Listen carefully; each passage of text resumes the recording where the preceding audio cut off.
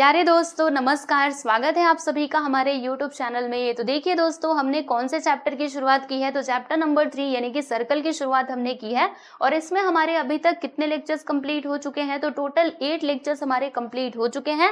और ये है दोस्तों हमारा लेक्चर नंबर 9। और इसमें हम क्या देखने वाले हैं, तो यहाँ पर हम देखने वाले हैं बेसिक ऑफ प्रैक्टिस एट 3.4 यानी प्रैक्टिस एट 3.4 के रिलेटेड जो भी बेसिक चीजें हैं ना, वो मैं आप लोगों को यहाँ पर इस लेक्चर नंबर 9 में पढ़ाने वाली हूँ। ठीक है, तो कौन कौन से टॉपिक्स हम यहाँ पर कवर करने वाले हैं, एक बार आप जरा देख लीजिए उनको। तो देखो यहाँ पर हम जानेंगे दोस्तों इंस्क्राइब्ड एंगल के बारे में, इंटरसेप्टेड आर्क क्या होता है वो भी हम समझेंगे, इंस्क्राइब्ड एंगल थ्योरम का जो स्टेटमेंट है ना भाई, उसको हम यहाँ पे अच्छे से कवर करेंगे। इसका पूरा स्टेटमेंट हम यहाँ पर समझेंगे। ठीक है, अगर आप इसके स्टेटमेंट को समझ जाते हो बस आपका काम समझो हो गया। ठीक है, इसके साथ ही इंस्क्राइब्ड एंगल थ्योरम के रिलेटेड जो कोरोलरीज हैं, राइट, कोरोलरीज हैं, उनको भी हम यहाँ पे डिस्कस करेंगे। फिर उसके बाद क्वाड्रिलेटरल तो आप सभी लोग जानते हो क्या होता है क्वाड्रिलेटरल, वो क्लोज फिगर जिसमें 4 साइड्स होते हैं उसको हम क्या कहते हैं बच्चे, क्वाड्रिलेटरल कहते हैं। लेकिन भाई ये साइक्लिक क्वाड्रिलेटरल क्या होता है ये तो हमने कभी पढ़ा ही नहीं, चिंता मत करो, आज के लेक्चर में आपको मालूम पड़ जाएगा कि साइक्लिक क्वाड्रिलेटरल क्या होता है, इसका थ्योरम कैसे होता है ये भी हम समझेंगे। ठीक है, फिर corollary of cyclic quadrilateral, converse of cyclic quadrilateral, और इसी के साथ ही कुछ थ्योरम्स भी मैं आप लोगों के साथ यहाँ पे डिस्कस करने वाली हूँ। ठीक है, तो ये सारे टॉपिक्स आपको कवर करने हैं स्टूडेंट्स, ध्यान रखिएगा। अगर आप इसको स्किप कर देते हो फिर प्रैक्टिस एट 3.4 में आपको प्रॉब्लम होगी। ओके, तो इसीलिए पहले क्या करना है, बेसिक को अच्छे से समझना है एंड देन प्रैक्टिस एट 3.4 को स्टार्ट करना है। ठीक है, तो चलो हम चलते हैं हमारे फर्स्ट टॉपिक की तरफ, जो क्या है इंस्क्राइब्ड एंगल। तो भाई ये इंस्क्राइब्ड एंगल क्या होता है, आइए जरा हम समझते हैं। तो देखिए यहाँ पे इसका मीनिंग लिखा हुआ है कि an inscribed angle in a circle is form by two chords that have a common end point on the circle. समझिएगा, एक एक वर्ड का मतलब आप लोगों को बताऊंगी, बिल्कुल भी चिंता मत करो। ठीक है, क्या लिखा है, this common end point is the vertex of the angle. आपको कुछ समझ में आया, नहीं समझा ना, कोई बात नहीं, मैं आपको ड्रॉ करके बताती हूँ। देखो भाई हमारे पास क्या है, हमारे पास ये आप देख सकते हो सर्कल है। ठीक है, हाँ है। देखो अब यहाँ पे क्या लिखा हुआ था, पहले पढ़ो इसको ध्यान से। क्या लिखा था इसमें कि an inscribed angle in a circle is form by two chords, यानी जो इंस्क्राइब्ड एंगल है ना ये किसके द्वारा फॉर्म होता है, तो 2 कोड्स के द्वारा फॉर्म होता है। यानी सर्कल में जो कोड्स हम लोग बनाते हैं ना उनके द्वारा ये इंस्क्राइब्ड एंगल फॉर्म होता है। और एक और बात देखो यहाँ पे क्या लिखा है, that have a common end point, यानी इसका जो एंड पॉइंट है बराबर, जैसे मान लीजिए यहाँ पे मेरा एंगल है बराबर, तो देखिएगा एंगल नहीं, यहाँ पे मैं कोड की बात कर रही हूँ। तो जो हमारे कोड रहेंगे ना दोनों के दोनों, यहाँ पे 2 कोड्स की बात की जा रही थी, तो उसके जो एंड पॉइंट है ना दोस्तों वो क्या होते हैं, देखो कॉमन होते हैं, यानी सेम टू सेम होते हैं बराबर। और फिर समझिएगा ये जो एंड पॉइंट है ना दोस्तों ये क्या है, मतलब ये क्या होता है, it is the vertex of the angle, यानी वो एंगल का वर्टेक्स होता है। वर्टेक्स का मतलब क्या है, देखो जैसे मैंने यहाँ पर ये एंगल बनाया, राइट, इसका मैं नाम लिख देती हूँ भाई ABC। ठीक है, ABC मैंने ऐसे करके इस एंगल का नाम लिख दिया। अब मैं आपसे पूछती हूँ कि बताइए इस एंगल में वर्टेक्स क्या होगा, तो आपका जवाब क्या होगा, बताइए वर्टेक्स क्या होगा, सोचिए अच्छे से। तो देखो ये जो आप B देख रहे हैं ना दोस्तों, B ये हमारा क्या हो जाएगा, वर्टेक्स ऑफ दिस एंगल। ठीक है, तो इसको हम कहते हैं वर्टेक्स, यानी जो ऐसे कोने पे आ रहा है ना इसको हम कहेंगे बच्चे वर्टेक्स। ठीक है, और ये जो दोनों आप देख रहे हो BC और ये देखो BC और ये क्या हो गया AB, ये क्या है बच्चे, ये है हमारे साइड्स। ओके, ये एक साइड है और ये दूसरा एक साइड है। तो याद रखिएगा एंगल में ये साइड हो गया और ये क्या होता है बच्चे, ये क्या होता है, हमारा वर्टेक्स होता है, राइट। तो देखो मैं आपको इंस्क्राइब्ड एंगल बना करके बताती हूँ, चिंता मत करो। देखो जैसे यहाँ से मैंने एक लाइन खींची, लो भाई मैंने यहाँ पे एक लाइन खींच दी, कुछ इस प्रकार से लाइन खींचा, मतलब ये मैंने ना कोड बनाया है। क्या बनाया है भाई, कोड बनाया। ये थोड़ा सा नीचे आएगा, ठीक है, आप समझ जाना। फिर यहाँ पर मैं अभी देखो यहाँ से एक लाइन खींचती हूँ कुछ इस प्रकार से, ठीक है, ओके। फिर यहाँ पर आप लोग तो जरा ध्यान से देखो, देखो ये हमारा सर्कल है और यहाँ पर अगर आप देखेंगे तो ये जो एंगल बना हुआ है आप लोग को दिख रहा होगा, ध्यान से देखिएगा, थोड़ा ध्यान से देख करके मतलब देख करके समझोगे, समझ में आ जाएगा, बिल्कुल भी डिफिकल्ट नहीं है, बहुत ही सिंपल है। देखो यहाँ पर ये जो एंगल मैंने ड्रॉ किया है, राइट, अब इसको समझना ये एंगल किसके द्वारा फॉर्म हुआ है, तो जो हमारा सर्कल है ना इसके जो 2 कोड्स है उनके द्वारा ये फॉर्म हुआ है। ध्यान से देखो पहला कोड कौन सा है भाई, ये हमारा फर्स्ट वाला कोड है और ये हमारा सेकंड वाला कोड है, आप देख रहे हो 2 कोड्स के द्वारा ये फॉर्म हुआ है। और याद रखो यहाँ पर क्या बोला गया था कि वो जो कोड्स है ना उनका एंड पॉइंट कैसा होगा दोस्तों, कॉमन होगा और वो सर्कल के ऊपर होगा। तो देखो यहाँ पे एंड पॉइंट इसके कॉमन है कि नहीं, देखो और वो सर्कल के ऊपर है, बोलो है कि नहीं। हाँ चलो मैं मान लेती हूँ यहाँ पे ए और यहाँ पर मैंने मान लिया ये रहा मेरा पॉइंट बी और ये हो गया मेरा पॉइंट सी। ठीक है दोस्तों, तो यहाँ पर क्या बोला था कि कोड्स के द्वारा फॉर्म होने चाहिए और जो कोड्स के एंड पॉइंट है ना वो क्या होते हैं बच्चे, वो कॉमन होते हैं, राइट। तो देखो यहाँ पे कॉमन है और वो सर्कल के ऊपर ही है कि नहीं। तो जब ऐसे टाइप का एंगल बनता हुआ हमको दिखाई देता है ना दोस्तों, तो इसी को हम क्या कहते हैं, इंस्क्राइब्ड एंगल कहते हैं। यानी इंस्क्राइब्ड एंगल के लिए ना 2 कंडीशंस आपको फुलफिल करनी होती है। पहला तो आपको ध्यान रखना है कि जो हमारा एंगल का वर्टेक्स है ना, देखो यहाँ पे लिखा था कि जो कॉमन एंड पॉइंट है वो क्या होना चाहिए भाई, वो क्या होता है, वर्टेक्स ऑफ द एंगल, यानी एंगल का वर्टेक्स होता है। यानी पहली चीज आपको यहाँ से पता चल गई होगी कि जो हमारे एंगल का वर्टेक्स है ना वो कहाँ पे होना चाहिए, सर्कल के ऊपर होना चाहिए। और दूसरी बात क्या है कि जो हमारा एंगल है उसके साइड्स क्या होने चाहिए दोस्तों, वो साइड्स होने चाहिए हमारे सर्कल के कोड्स, यानी वो सर्कल के कोड्स बनाने चाहिए। क्या बनाने चाहिए दोस्तों, बोलना जरा, कोड्स बनाने चाहिए। तो अगर ये 2 कंडीशंस फुलफिल होती है तो फिर आप बोलोगे कि हाँ दिया गया एंगल कैसा एंगल है, तो वो इंस्क्राइब्ड एंगल है, जैसे कि आप लोग इस फिगर में देख भी सकते हो। ठीक है, समझ में आया कि नहीं अच्छे से। चलो यहाँ पर अभी आप देख सकते हो, ये देखो यहाँ पर ये जो एंगल बनाया गया है एंगल ADC, क्या ये इंस्क्राइब्ड एंगल है, आपको क्या लगता है। तो मैंने आपको 2 कंडीशंस बताए थे, बोलो पहला कंडीशन क्या कि एंगल का जो वर्टेक्स है वो कहाँ पे होना चाहिए, सर्कल के ऊपर होना चाहिए। तो देखो भाई ये सर्कल के ऊपर है कि नहीं, बोलो हाँ है। देखो ना पॉइंट D यही होगा हमारा vertex of the angle, right, और वो सर्कल के ऊपर है। तो पहली कंडीशन यहाँ पे फुलफिल हो गई। और दूसरा कंडीशन मैंने आपको क्या बताया था कि जो हमारे साइड्स हैं एंगल के वो क्या फॉर्म करने चाहिए, वो सर्कल के कोड्स फॉर्म करने चाहिए। तो इसके 2 साइड्स कौन कौन से हैं, AD और BD। और ये बताइए क्या ये सर्कल के कोड्स हैं, तो बोलो हाँ है। यानी दोनों कंडीशंस यहाँ पे फुलफिल हो रही है, यानी दिया गया एंगल कैसा एंगल है भाई, इंस्क्राइब्ड एंगल है। समझ में आया। तो अब देखो भाई इसको आप लिखोगे कैसे, ऐसे लिखोगे कि एंगल ADB, यानी इस एंगल की मैं बात कर रही हूँ, ये कैसा एंगल है भाई, ये है हमारा इंस्क्राइब्ड एंगल। तो देखो यहाँ पे लिखा गया है कि angle ADB is inscribed angle, ठीक है, inscribed in the arc ADB। तो देखो ध्यान से यहाँ पर इन्होंने ऐसे क्यों लिखा है कि ये इंस्क्राइब्ड है आर्क ADB में। आर्क आपको मालूम है ना, पहले मैंने पढ़ाया था, जैसे मेरे पास ये सर्कल है तो सर्कल का जो पार्ट होता है ना दोस्तों, जैसे ये वाला पार्ट हो गया, ये वाला पार्ट हो गया, इसको मैं क्या कहूंगी, आर्क कहूंगी, राइट। तो यहाँ पे ये आर्क क्यों लिखा हुआ है थोड़ा समझना। जैसे कि ये वाला जो एंगल है ना ये इंस्क्राइब्ड एंगल तो है, लेकिन ये कौन से आर्क में इंस्क्राइब्ड है, बोलो जल्दी से, कौन से आर्क में इंस्क्राइब्ड है। तो देखो यहाँ पे आपको 2 आर्क बनते हुए दिखाई दे रहे होंगे, एक तो ये वाला आर्क आपको दिख रहा होगा और दूसरा कौन सा आर्क है भाई, ये देखो ये बड़ा वाला आर्क आपको दिखाई दे रहा होगा, ठीक है ना।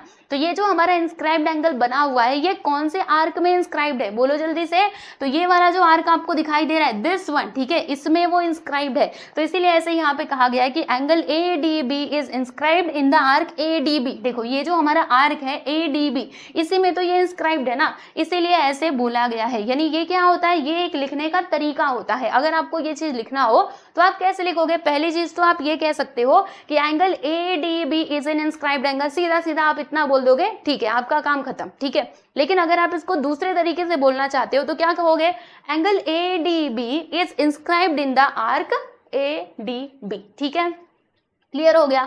तो बस इतनी सी बात थी, इंस्क्राइब्ड एंगल अगर आपको समझ में आया ना, तो अब चलो यहाँ पे मैं आपको कुछ फिगर्स दिखा रही हूँ, इसमें आप पहचानो कि क्या इनमें से कौन कौन से एंगल्स हमारे इंस्क्राइब्ड एंगल है, ठीक है। 2 कंडीशंस तो आपको याद है ना। पहली कंडीशन मैंने क्या बताई थी भाई, बोलो, एंगल का वर्टेक्स कहाँ पर होना चाहिए, सर्कल के ऊपर होना चाहिए। और दूसरी चीज मैंने आपको क्या बताई थी कि जो हमारे एंगल्स के साइड्स है ना वो क्या फॉर्म करने चाहिए, codes of the circle, circle के कोड्स फॉर्म करने चाहिए। अगर ये 2 कंडीशंस फुलफिल होती है तो यस इंस्क्राइब्ड एंगल होगा। अगर इनमें से एक कंडीशन भी सेटिस्फाई नहीं हुई तो फिर वो हमारा इंस्क्राइब्ड एंगल नहीं होगा, ठीक है। तो चलो हम चेक करते हैं। पहला बोलो, क्या ये इंस्क्राइब्ड एंगल है, आपको क्या लगता है। फर्स्ट कंडीशन इज वर्टेक्स होना चाहिए कहाँ पर, सर्कल के ऊपर। तो देखो इसका जो वर्टेक्स है ये देखो B है ना, ये हमारा सर्कल के ऊपर है। First condition satisfied, okay. Second condition, angle के जो हमारे साइड्स है वो क्या फॉर्म करने चाहिए, कोड्स ऑफ द सर्कल। तो देखो ये पहली साइड है, ये दूसरी साइड है, क्या ये हमारे सर्कल के कोड्स हैं, तो बोलो यस है। यानी दोनों कंडीशंस यहाँ पे सेटिस्फाई हो गई, यानी कि ये हमारा इंस्क्राइब्ड एंगल होगा। यस एवरीवन, ये हमारा इंस्क्राइब्ड एंगल होगा, राइट।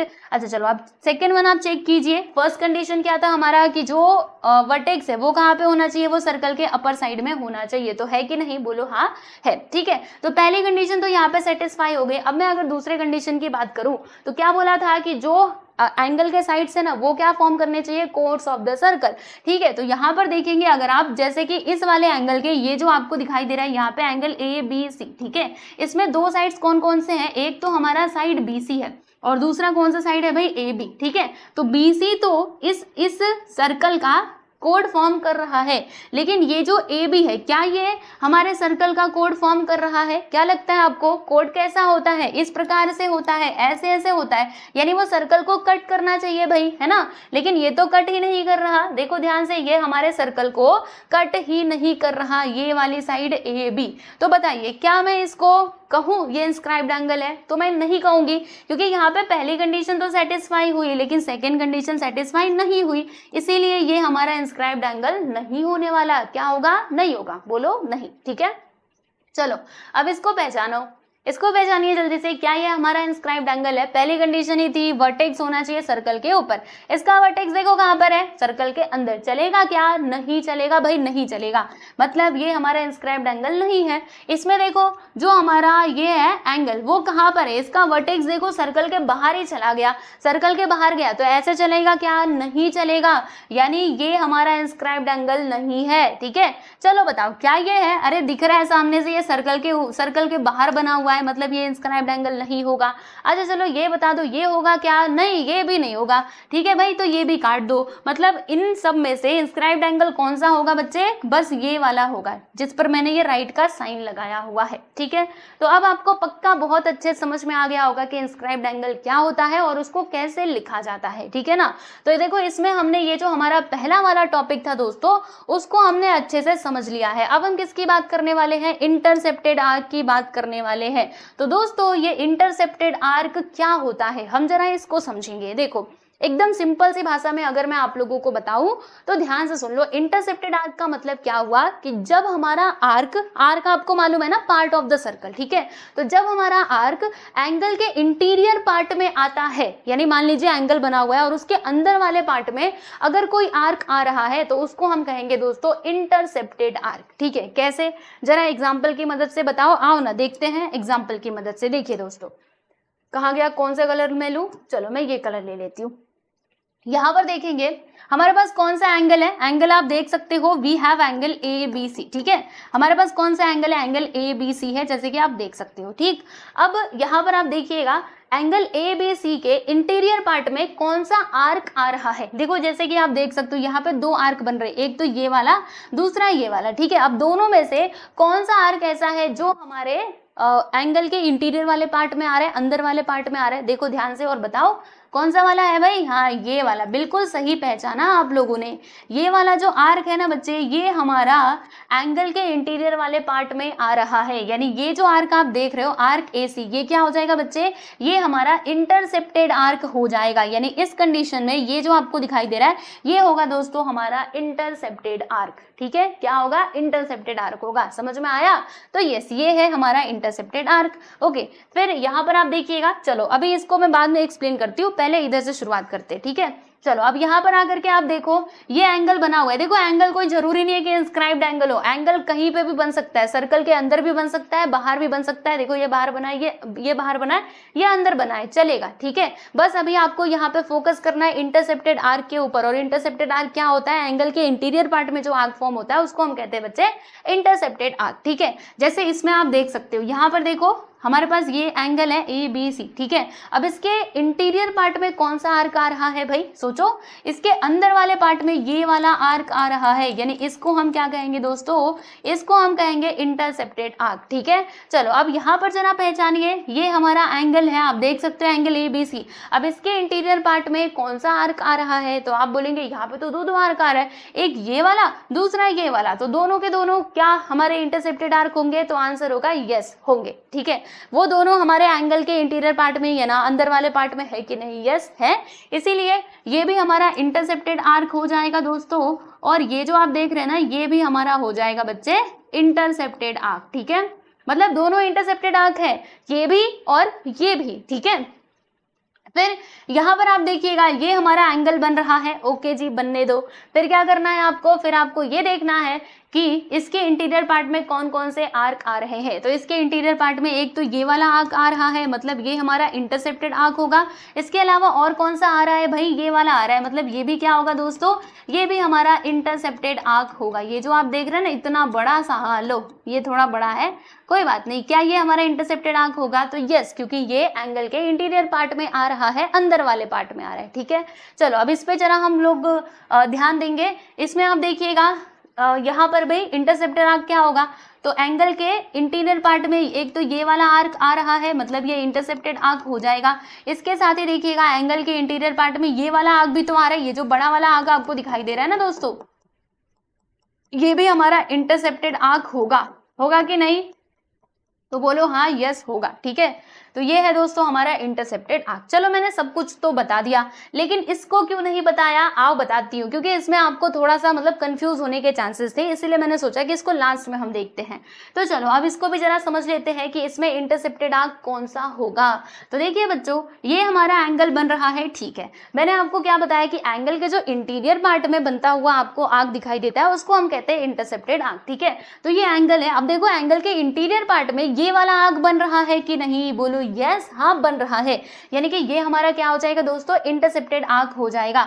यानी इसमें इंटरसेप्टेड आर्क क्या होगा, ये जो आप देख रहे हैं ना, ये है बच्चे हमारा इंटरसेप्टेड आर्क, ठीक है। हाँ देखो मैं पूरा अच्छे से निशान लगा देती हूँ, ये हमारा इंटरसेप्टेड आर्क है, राइट। चलो यहाँ से आपको एक बात समझ में आ गई कि इंटरसेप्टेड आर्क किसको कहा जाता है। ये देखो ये पूरा मिट गया क्या, each side of the angle has to contain and मैंने ये पूरा कैसे मिटा दिया, रुको कोई बात नहीं, मैं इधर वापस से लिख दूंगी, डोंट वरी, चिंता मत करो, ठीक है। क्या था यहाँ पर अभी बताती हूँ, पहले हम इसकी बात कर रहे थे।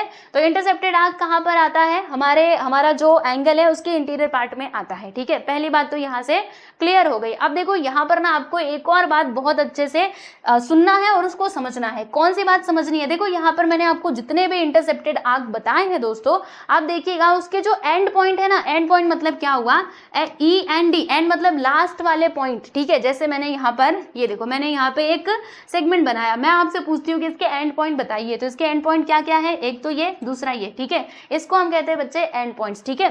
तो जो हमारा इंटरसेप्टेड आर्क है ना, उसके एंड पॉइंट्स कहाँ पर आने चाहिए, तो जो आपका एंगल है उसके दोनों साइड्स के ऊपर आने चाहिए। जी हाँ, इस बात को अच्छे से समझो। देखो यहाँ पर क्या लिखा हुआ है, पहले मैं ये पढ़ती हूँ फिर आपको समझाती हूँ।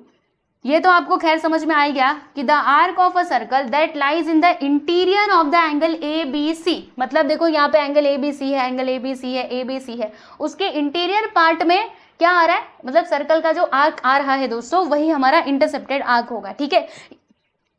ये बात तो मैंने आपको समझा दी। अब आगे देखिएगा, each side of the angle has to contain an end, यहाँ पे ई एन डी आएगा, end point of the arc, ठीक है।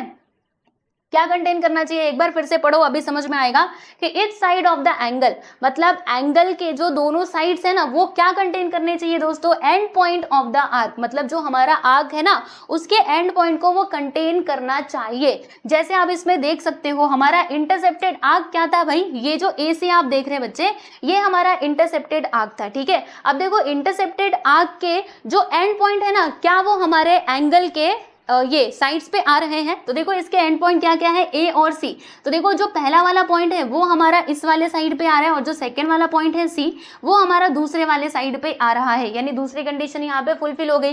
पहली कंडीशन तो क्या है, पहली कंडीशन तो मैंने आपको बता ही दिया कि जो हमारा इंटरसेप्टेड आर्क है वो एंगल के इंटीरियर पार्ट में आता है, ठीक है। और दूसरी चीज आपको क्या ध्यान में रखना है कि जो हमारा इंटरसेप्टेड आर्क है ना, उसके एंड पॉइंट कहाँ पर आने चाहिए, तो एंगल के दोनों साइड्स के ऊपर आने चाहिए, यानी एक एंड पॉइंट हमारे पहले वाले साइड के ऊपर आना चाहिए, दूसरा एंड पॉइंट दूसरे वाले साइड के ऊपर आना चाहिए, जैसे कि यहाँ पर आ रहा है, ठीक है। इसमें भी आप देखोगे तो इसके जो एंड पॉइंट है, ये देखो जैसे ए और सी, ये हमारे जो एंगल बन रहा है उसके दोनों साइड्स पे आ रहे हैं, आप देख सकते हो ए और सी, है ना। फिर यहाँ पर भी आप देखेंगे, देखो जैसे ये हमारा इंटरसेप्टेड आर्क है, मान लेते हैं यहाँ पे पी है और यहाँ पर क्यू है, ठीक है। तो इसमें देखिएगा इंटरसेप्टेड आर्क जो है इसके एंड पॉइंट क्या क्या है, पी और क्यू।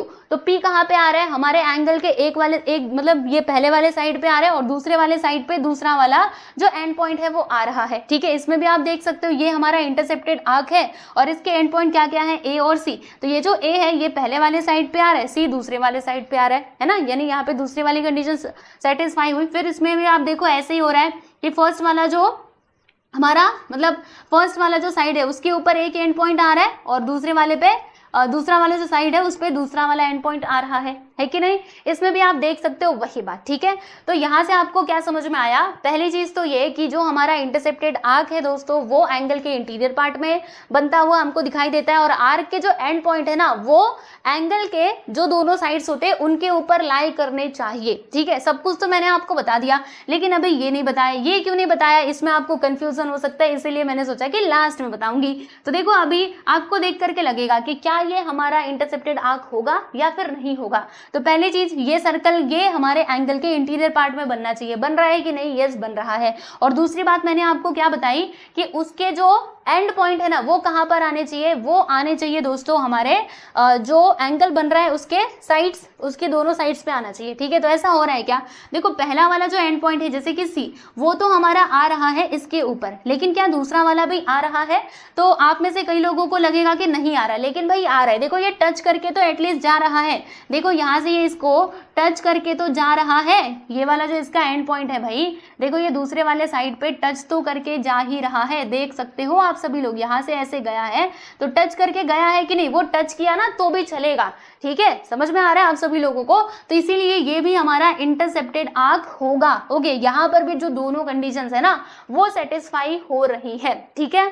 समझ में आ गया आप सभी लोगों को। देखो मैं इसको और अच्छे से क्लियर करती हूँ इसकी मदद से। ये जो फिगर है ना अब इसको देखोगे तो आपको पक्का अच्छे से क्लियर हो जाएगा इंटरसेप्टेड आर्क के बारे में।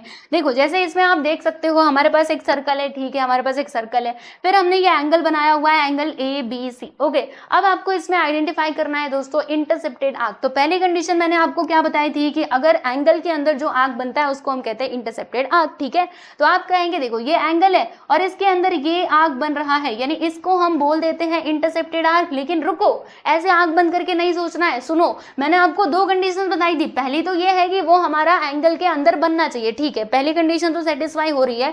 लेकिन दूसरी चीज भी तो मैंने बताई थी कि जो आर्क के एंड पॉइंट है ना वो कहां पर आने चाहिए, वो हमारे एंगल के एंड मतलब एंगल के साइड्स के ऊपर आने चाहिए। आर्क के एंड पॉइंट कहां पर आने चाहिए, तो जो हमारा एंगल है ना उसके साइड्स के ऊपर आने चाहिए।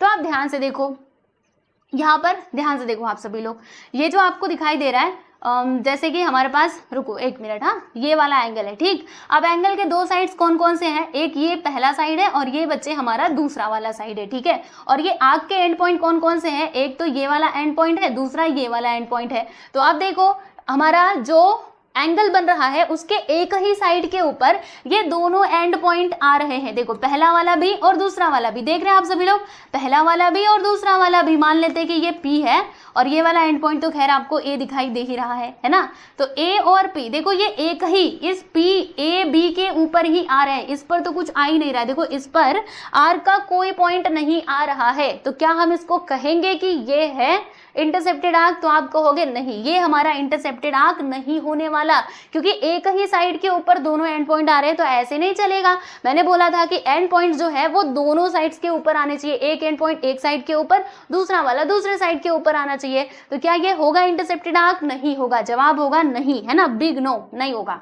ठीक है, समझ में आया आप सभी लोगों को? अब देखो यहाँ पे क्या लिखा हुआ है, पढ़ेंगे जरा। इस फिगर में आप देख सकते हो, the arc is not intercepted arc. Why? Reason is as arm BC does not contain any end point of the arc, क्योंकि जो आर्क BC है ना वो आर्क के एंड पॉइंट को कंटेन कर ही नहीं रहा है, इसीलिए ये हमारा इंटरसेप्टेड आर्क नहीं होने वाला। ठीक है दोस्तों, समझ में आया आप सभी लोगों को? तो ये होता है intercepted arc. I hope so समझ में आ गया होगा, और मैंने बहुत सारे आपको एग्जांपल्स भी लेकर के बताए, और इसमें कंफ्यूज मत होना। देखो बच्चों, ये टच करके तो एटलीस्ट जा रहा है, देखो ना, ये दूसरा जो इसका एंड पॉइंट है, दूसरा वाला साइड उसको टच करके जा रहा है ना, इसीलिए इंटरसेप्टेड आर्क होगा। ठीक है, जितने मैंने आपको बताया सारे के सारे इंटरसेप्टेड आर्क होंगे और सब में दोनों कंडीशन सेटिस्फाई हो रही है। यहाँ पे नहीं हो रही थी इसीलिए मैंने कहा कि ये इंटरसेप्टेड आर्क नहीं होगा। ठीक है, तो दो टॉपिक्स हमने यहाँ पे कवर कर लिए। क्या क्या हमें देखना था भाई? हमें देखना था इंस्क्राइब्ड एंगल हमने देख लिया, इंटरसेप्टेड आर्क हमें देखना था। लो भाई, हमने ये भी देखा और अच्छे से इसको समझ लिया। अब नेक्स्ट जो हमारा टॉपिक रहने वाला है वो क्या होने वाला है? वो होने वाला है दोस्तों इंस्क्राइब्ड एंगल थ्योरम। ठीक है, इसके स्टेटमेंट को हम यहाँ पर अच्छे से समझने वाले हैं, क्योंकि अगर आप इसका स्टेटमेंट समझ लेते हो ना, बस इतने में आपका काम हो जाएगा और कुछ प्रूफ वाला क्वेश्चन भी आया ना तो भी आप इजीली कर पाओगे। ठीक है, तो चलो हम चलते हैं इसके इन स्टेटमेंट यानी कि इसके थ्योरम की तरफ। तो देखो भाई, ये है हमारा इंस्क्राइब्ड एंगल थ्योरम। तो दोस्तों अब ये जो इंस्क्राइब्ड एंगल थ्योरम है ना, ये क्या कहता है? चलो देखिए क्या कहता है, जरा इसकी बात सुनते हैं कि ये हमें बताना क्या चाहता है। तो ये कहता है कि the measure of an inscribed angle is half of the measure of the arc intercepted by it. तो देखो यहाँ पे दो आपको नाम दिखाई दे रहे होंगे, एक तो यहाँ पे लिखा हुआ है बच्चे इंस्क्राइब्ड एंगल और दूसरा क्या लिखा है? Intercepted arc. ठीक है, तो पहली बात तो आपको पता होना चाहिए इंस्क्राइब्ड एंगल क्या होता है। मैंने आपको दो कंडीशंस बताई थी कि एंगल का जो वर्टेक्स है हमारे सर्कल के ऊपर लाई करना चाहिए, और दूसरी बात क्या है कि एंगल के जो साइड्स है ना वो बनाने चाहिए कोर्ड्स ऑफ द सर्कल। ठीक है, तो यहाँ पर जो एंगल आपको दिखाई दे रहा है दोस्तों, एंगल ABC, देखो मैं यहाँ पे लिख रही हूँ एंगल ABC, क्या ये हमारा इंटरसेप्टेड नहीं, क्या ये हमारा इंस्क्राइब्ड एंगल है? ABC इंस्क्राइब्ड एंगल है। दो कंडीशन सेटिस्फाई हो रही है क्या? पहला, इसका वर्टेक्स है हमारे सर्कल के ऊपर, जी हाँ है, और इसके जो साइड्स है क्या कोर्ड्स फॉर्म कर रहे हैं सर्कल के? तो जी हाँ फॉर्म कर रहे हैं। AB और AC क्या है? देखो AB और BC क्या है? ये है हमारे कोर्ड्स ऑफ द सर्कल। ठीक है, यानी दोनों कंडीशंस यहाँ पे सेटिस्फाई हो रही हैं, मतलब ये जो ABC है ना बच्चे, ये हमारा इंस्क्राइब्ड एंगल है। ठीक है, फिर यहाँ पे एक वर्ड आया है इंटरसेप्टेड आर्क। तो इंटरसेप्टेड आर्क क्या होता है दोस्तों बताइए? तो एंगल के अंदर जो आर्क फॉर्म होता है उसको हम कहते हैं इंटरसेप्टेड आर्क। और दूसरी चीज मैंने आपको क्या बताई थी कि आर्क के जो एंड पॉइंट है ना वो कहाँ पर आने चाहिए? वो हमारे एंगल के दोनों साइड्स के ऊपर आने चाहिए। तो देखो यहाँ पे आ रहे हैं कि नहीं, ध्यान से देखो, ये देखो ये हमारा ये जो आर्क आपको दिखाई दे रहा है ये इंटरसेप्टेड आर्क होगा। वाई? क्योंकि जो इसके एंड पॉइंट है वो हमारे एंगल के दोनों साइड्स के ऊपर आ रहे हैं, है ना, दोनों एंड पॉइंट। इसके अलावा ये एंगल के अंदर भी फॉर्म हो रहा है, देखो ये एंगल के अंदर ही तो फॉर्म हो रहा है ना, यानी कि ये हमारा इंटरसेप्टेड आर्क होगा। राइट, ओके, इतनी बात समझ में आई। तो अब देखो दोस्तों, ये जो हमारा इंस्क्राइब्ड एंगल थ्योरम है ना, ये क्या कहता है? सुनेंगे सब लोग ध्यान से। The measure of an inscribed angle, बच्चों बताओ इसमें इंस्क्राइब्ड एंगल क्या है? चलो मेरे साथ बोलो, इंस्क्राइब्ड एंगल इज ABC। तो यहाँ पर बोला गया है कि मेजर ऑफ एंगल ABC, यानी कि इंस्क्राइब्ड एंगल का जो मेजरमेंट है ना वो किसके इक्वल होता है? देखो क्या लिखा है, is half of the. Half का मतलब क्या होता है भाई? 1/2। हाफ यानी क्या होता है? आप सभी लोग जानते हो 1/2 होता है, तो मैंने यहाँ पे 1/2 लिख दिया। क्या लिखा है? Half of the. Of the का मतलब क्या होता है? मल्टीप्लाई। ठीक है, मेजर ऑफ, यहाँ पे मैं लिख देती हूँ major of the arc intercepted by it, यानी इस एंगल के द्वारा जो आर्क इंटरसेप्ट किया गया है उसका मेजरमेंट। मतलब कौन सा आर्क? आर्क AXB, मैंने यहाँ पे लिख दिया दोस्तों आर्क AXB। ठीक है, तो ये यहाँ पे बोला जा रहा है। एक बार फिर से पढ़ो और इसको अच्छे से समझो, मैं थोड़ा सा ऐसे किनारे कर देती हूँ। ठीक है, हाँ अब दिख रहा होगा आप सभी लोगों को। देखिए क्या लिखा हुआ है कि the measure of an inscribed angle is half of the measure of the arc intercepted by it, यानी इस एंगल के द्वारा जो आर्क इंटरसेप्ट किया गया है उसका वो हाफ होता है। ठीक है, समझ में आया? तो यहाँ से ये जो फॉर्मूला मैंने आपको बताया ना दोस्तों, इसे आपको ध्यान में रखना है, क्योंकि इसका हम लोग प्रैक्टिस 3.4 में बहुत ज्यादा यूज करने वाले हैं। ठीक है, देखो यहाँ पर भी वही लिखा हुआ है, measure of angle ABC which is equal to half of angle half into measure of arc AXC, यानी ये वाला जो आर्क है इसकी बात की जा रही है। ठीक है, जैसे मैं आपको एग्जांपल लेकर के भी बता देती हूँ। लेट अस सपोज दैट कि ये जो AXC है ना, यानी ये वाला जो आर्क है इसका मेजरमेंट कितना है दोस्तों? 60 डिग्री है। तो मुझे आप लोग बताइए कि ये जो एंगल ABC है ये कितना होगा? तो अभी अभी हमने इंस्क्राइब्ड एंगल थ्योरम पढ़ा और इसमें हमने देखा कि जो इंस्क्राइब्ड एंगल है ना, यानी कि एंगल ABC, ये किसके इक्वल होता है बच्चे? तो ये होता है half of major of arc intercepted by it, है ना। तो इसका जो आर्क यहाँ पे मतलब इंटरसेप्ट हुआ है इस एंगल के द्वारा, इसका मेजरमेंट कितना है 60 डिग्री है, तो यहाँ पर आ जाएगा 60 डिग्री का आधा। तो बच्चे 60 डिग्री का आधा कर दोगे कितना आएगा 30 डिग्री, यानी कि ये कितना हो जाएगा 30 डिग्री। मतलब अगर ये 60 है तो ये 30 होगा, अगर ये 80 है तो ये कितना होगा 40 होगा। ठीक है, तो इस प्रकार से आपको समझना है। तो अगर आपको इतनी बात समझ में आई है ना, तो मैं आप लोगों को एक मतलब सवाल देना चाहती हूँ जिसका आंसर आप लोगों को कमेंट बॉक्स में देना है। राइट, चलो मैंने आपसे सवाल पूछा, थोड़ा सा मैं घुमा रही हूँ और देखते हैं फिर, क्योंकि अगर आपको ये कॉन्सेप्ट समझ में आया तो पक्का से पक्का आप लोग आंसर दे पाओगे। ठीक है, सो यहाँ पे मैंने लिखा कि ये वाला जो मेरा एंगल है ना, एंगल ABC, ठीक है, मेजर ऑफ एंगल ABC, ये जानते हो कितना है, ये है हमारा दोस्तों 50 डिग्री का। ठीक है, ये कितना है 50 डिग्री का। Then you have to find the measure of arc AXB, यानी जो हमारा AXB नहीं AX, एक मिनट, AXC। अच्छा यहाँ पे B मैंने क्यों लिखा है, वो बाय मिस्टेक लिख दिया था, यहाँ पे AXC आएगा। ओके, चिंता मत करो, AXC मैं इसकी बात कर रही थी लेकिन मैंने गलती से B लिख दिया था। ओके, देखो यहाँ पे AXC लिखा हुआ है। तो मैं आपसे पूछ रही हूँ कि ये जो आर्क AXC है ना बच्चे, इसका मेजरमेंट कितना होगा, इसका आंसर आप लोग मुझे कमेंट सेक्शन में जरूर दीजिएगा। अगर आपने ये कॉन्सेप्ट समझा है तो आंसर पक्का आप दोगे। ठीक है, चलिए, तो हमने इसका जो थियरम था इसको अच्छे से समझ लिया है, इसके स्टेटमेंट को, और इसका स्टेटमेंट ही इंपॉर्टेंट है तो आप लोग पढ़ लेना। राइट, चलो, तो यहाँ पर हमने क्या किया, इसका जो थियरम है बच्चे, इसको भी अच्छे से समझ लिया है। लो, मैंने इसको भी टिक कर दिया। अब उसके बाद हम चलते हैं कोरोलरीज के ऊपर, corollaries of inscribed angle theorem. यहाँ पर हमें 2 कोरोलरीज देखनी है। वैसे आपके दिमाग में एक सवाल आ रहा होगा कि भैया ये कोरोलरी क्या होता है। कोरोलरी मतलब ना, जैसे कुछ किसी चीज का रिजल्ट होता है ना, यानी वो अल्टीमेटली वो पहले से प्रूव है कि हाँ ऐसा होता है। राइट, तो इस चीज को हम देखने वाले, उसी को हम कहते हैं कोरोलरी, मतलब वो प्रॉपर्ली वो रिजल्ट होता है। राइट, तो corollary of inscribed angle theorem, तो इसका रिजल्ट क्या क्या है। पहली चीज ये है कि जो एंगल्स इंस्क्राइब्ड होता है ना सेम आर्क के अंदर, वो क्या होते हैं बच्चे, कॉन्ग्रुएंट होते हैं। कुछ समझ में आया, नहीं समझा कोई बात नहीं, मैं बता रही हूँ। इसका प्रूफ भी आपको समझा देती हूँ, जिससे आपको क्लियर हो जाएगा कि कैसे वो कॉन्ग्रुएंट होते हैं। देखो क्या लिखा है, angle inscribed in the same arc are congruent, यानी जब हमारे एंगल्स ना सेम आर्क के अंदर इंस्क्राइब्ड होते हैं, यानी let us suppose that we have a circle like this. ठीक है, और यहाँ पर ना मैं पॉइंट ले लेती हूँ। जैसे मान लीजिए मैंने यहाँ पे ले लिया है बच्चों A, यहाँ पे ले लिया B, और यहाँ पर मैंने एक और पॉइंट ले लिया है जो हो गया हमारा C। ठीक है, अब इतनी बात आप लोग ध्यान रखिएगा।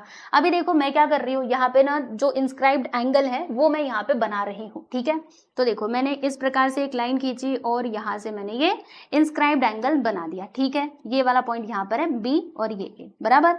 फिर मैंने क्या किया, फिर मैंने यहाँ पे एक और इंस्क्राइब्ड एंगल बना दिया। कुछ इस प्रकार से मैंने ऐसे लेकर के गई और फिर यहाँ से मैंने ला करके गिरा दिया। राइट, तो आप देख सकते हो ये जो दोनों एंगल्स यहाँ पे बने हुए हैं, यहाँ पे मान लीजिए कि पॉइंट P है। ठीक है, तो हमारे पास 2 एंगल्स बने हुए आपको दिखाई दे रहे हैं। बताइए कौन कौन से एंगल्स हैं। एक तो ये वाला एंगल है बच्चे, और ये तो हमारा दूसरा एंगल है। ठीक है, तो देखो इसमें क्या बोला चाह रहा था कि angles inscribed in the same arc. अब देखो दोनों एंगल्स की तरफ आप ध्यान से देखना, ये सेम आर्क में ही इंस्क्राइब्ड है ना। जैसे अगर मैं यहाँ पे बात करूँ एंगल ACB की, देखो अगर मैं एंगल ACB की बात करूँ तो ये कौन से आर्क में इंस्क्राइब्ड है भाई, इस वाले आर्क में इंस्क्राइब्ड है। आप देख सकते हो इसी आर्क में इंस्क्राइब्ड है।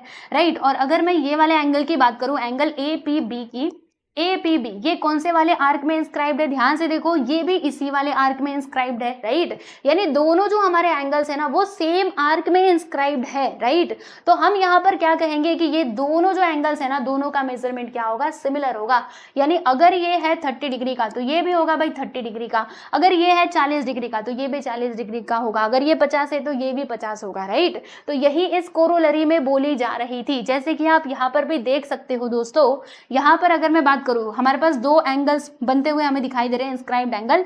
एक तो कौन सा एंगल है, देखो मैं आपको अलग अलग कलर से बना करके बताती हूँ दोस्तों। देखो एक तो हमारा ये वाला एंगल है, जरा ध्यान से आप लोग देखना। ठीक है, एक तो हमारा ये वाला एंगल है, इस एंगल का नाम क्या है, PSR। यहाँ पर मैं लिख देती हूँ बच्चे एंगल PSR। और दूसरा एंगल हमारा कौन सा है, इसके लिए मैं पीला कलर ले लेती हूँ। देखो दूसरा वाला एंगल जो है ना वो है हमारा ये वाला एंगल, इसका नाम क्या है, PQR। ठीक है, PQR। तो आप ध्यान से देखो ये जो हमारा PSR है ये भी इसी आर्क में इंस्क्राइब्ड है और PQR भी इसी आर्क में इंस्क्राइब्ड है। यानी जो दोनों एंगल्स है ना वो सेम आर्क में इंस्क्राइब्ड है, यानी दोनों का मेजरमेंट क्या होगा, सिमिलर होगा। यानी ये जितना होगा उतना ही ये भी होगा, इसमें कोई आपको डाउट नहीं होना चाहिए। ठीक है दोस्तों, समझ में आ गया, इतनी बात समझ में आ गई है ना, याद हो जाएगा आप सभी लोगों को। को, चलो अच्छी बात है। अब मैं ना आपको इसका प्रूफ बता देती हूँ कि ऐसे क्यों होता है, हम ऐसे कैसे डायरेक्टली मान ले, इसका प्रूफ भी तो बताओ कि सही में ऐसा होता है या फिर ऐसे ही बोल रहे हो। तो सच में ऐसा होता है, देखो मैं आपको इसका प्रूफ भी दिखाती हूँ। वैसे बस आपका जो मतलब बस आपको क्या करना है, इसका जो स्टेटमेंट है वो अच्छे से समझ लेना है, वो तो मैंने आपको समझा दिया। लेकिन अगर आपको इसका प्रूफ मालूम रहेगा तो अच्छी बात है, कभी एग्जाम में ये एक्टिविटी के फॉर्म में आए तो आप वहां पे इसको कर सकते हो। इसलिए इसको समझ लीजिए, इसका जो प्रूफ है वो समझ लीजिए। हम यहाँ से इसका प्रूफ स्टार्ट कर रहे हैं, ठीक है। अरे आ जाओ, लो यहाँ से हम इसका प्रूफ कर रहे हैं कि भाई ऐसा क्यों होता है। ऐसे आंख बंद करके तो हमने नहीं बोला, हमने ध्यान से देखा समझा तब जाके बोला है। देखो जैसे हमारे पास दो इंस्क्राइब्ड एंगल है, आप देख सकते हो, एक तो PQR है और दूसरा PSR है, बराबर। अभी हमने इंस्क्राइब्ड एंगल थ्योरम में पढ़ा था कि जो हमारा इंस्क्राइब्ड एंगल का मेजरमेंट है ना, वो किसके इक्वल होता है, तो half of the arc intercepted by it, यानी जो हमारा आर्क मतलब उस एंगल के द्वारा जो आर्क इंटरसेप्टेड होता है उसके हाफ यानी उसके आधे के इक्वल होता है। जैसे कि अगर मुझे क्या करना है, यहाँ पर ये जो एंगल है PQR, इसका मेजरमेंट निकालना है। जरा आप लोग ध्यान से देखिएगा, हमें ये वाला जो एंगल है ना PQR, इसका मेजरमेंट निकालना है। तो जब मैं यहाँ पे इंस्क्राइब्ड एंगल थ्योरम का यूज करूंगी तो क्या लिखूंगी मैं ऐसे लिखूंगी ना कि एंगल PQR, ठीक है, एंगल PQR ये किसके इक्वल हो जाएगा, इंस्क्राइब्ड एंगल थ्योरम यहाँ पे लगाओ तो half of the arc intercepted by it. तो यहाँ पे इसके द्वारा कौन सा आर्क इंटरसेप्ट हुआ है भाई, ये वाला आर्क इंटरसेप्ट हुआ है, आर्क PTR है ना। यहाँ पे क्या लिखोगे, मेजर ऑफ आर्क PTR, इसके द्वारा ये बच्चों इंटरसेप्टेड हुआ है ना, देख रहे हो कि नहीं। तो इसीलिए ये इसके इक्वल हो जाएगा, ठीक है। समझ में आया, यहाँ पे कौन सा हमने थ्योरम लगाया भाई, इंस्क्राइब्ड एंगल थ्योरम का हमने यूज किया। अब आप एक काम करना, इसको लिख देना इक्वेशन नंबर 1। क्या लिखोगे बच्चे, इक्वेशन नंबर 1 लिखोगे, ठीक है। चलो यहाँ तक बात समझ में आ गई, ओके वेरी गुड, बहुत अच्छी बात है। फिर अब जरा इस पे आप लोग ध्यान देना, यहाँ पर जो हमारा दूसरा वाला इंस्क्राइब्ड एंगल है, दूसरा वाला कौन सा है भाई, PSR, ठीक है। तो अगर मुझे PSR का मेजरमेंट बताना है, एंगल PSR, तो ये किसके इक्वल हो जाएगा, तो half of the arc intercepted by it. तो देखो इसके द्वारा कौन सा आर्क इंटरसेप्ट हुआ है, ये वाला जो एंगल यहाँ पे फॉर्म हुआ है, इसके द्वारा कौन से आर्क को इंटरसेप्ट किया गया है, ये वाले आर्क को, यानी वही सेम आर्क है, आर्क PTR। तो यहाँ पर आप क्या लिखोगे दोस्तों, यहाँ पे वही लिखोगे, मेजर ऑफ आर्क PTR, ठीक है, PTR। यहाँ पर भी हमने कौन सा थ्योरम यूज किया, तो इंस्क्राइब्ड एंगल थ्योरम का हमने यूज किया, ठीक है।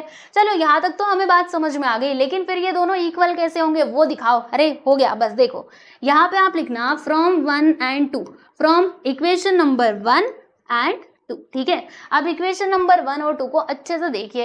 इक्वेशन नंबर 1 में हमने क्या लिखा है, half into measure of arc PTR, मतलब इसके लेफ्ट साइड की मैं बात कर रही हूँ। फिर यहाँ पे इक्वेशन नंबर 2 में भी देखिएगा क्या लिखा है, half into measure of arc PTR, मतलब इसका जो ये वाला साइड है, लेफ्ट हैंड साइड, देखो ये एक्चुअली में ये हमारा राइट हैंड साइड है, ये हमारा लेफ्ट साइड है, तो मैं राइट साइड की बात कर रही थी, ठीक है। देखो बता देती हूँ मैं आपको, थोड़ा सा मैंने गलत बोल दिया, लेफ्ट हैंड साइड और राइट हैंड साइड, यानी राइट हैंड साइड आपका ये होता है, राइट। तो अभी मैं राइट हैंड साइड की बात कर रही थी। तो फर्स्ट वाले इक्वेशन में देखिएगा, राइट हैंड साइड में क्या है, 1/2 into measure of arc PTR, और इक्वेशन नंबर 2 में भी जो राइट साइड है वहां पे देखो क्या है, 1/2 into measure of arc PTR, यानी दोनों के दोनों क्या है बच्चा, सिमिलर है। तो अगर इनका राइट हैंड साइड सिमिलर है तो लेफ्ट हैंड साइड ऑटोमेटिकली अपने आप ही सिमिलर हो जाएगा, ठीक है। तो इक्वेशन नंबर 1 और 2 से हम क्या कह सकते हैं कि angle PQR which is equal to angle PSR।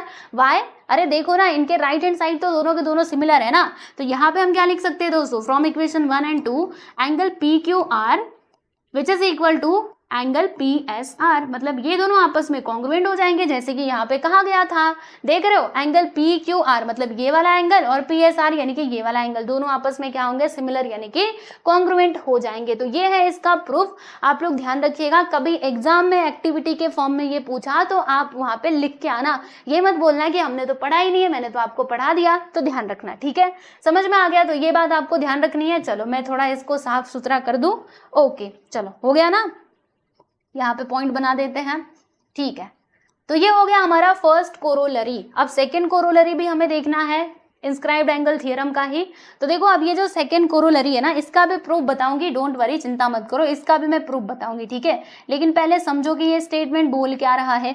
तो ये स्टेटमेंट हमको कहता है कि angles inscribed in a semi circle. अब बच्चों ये सेमी सर्कल क्या होता है, तो देखो ये हमारा सर्कल है, ये हमारा क्या है दोस्तों, ये है सेंटर ऑफ द सर्कल, ठीक है।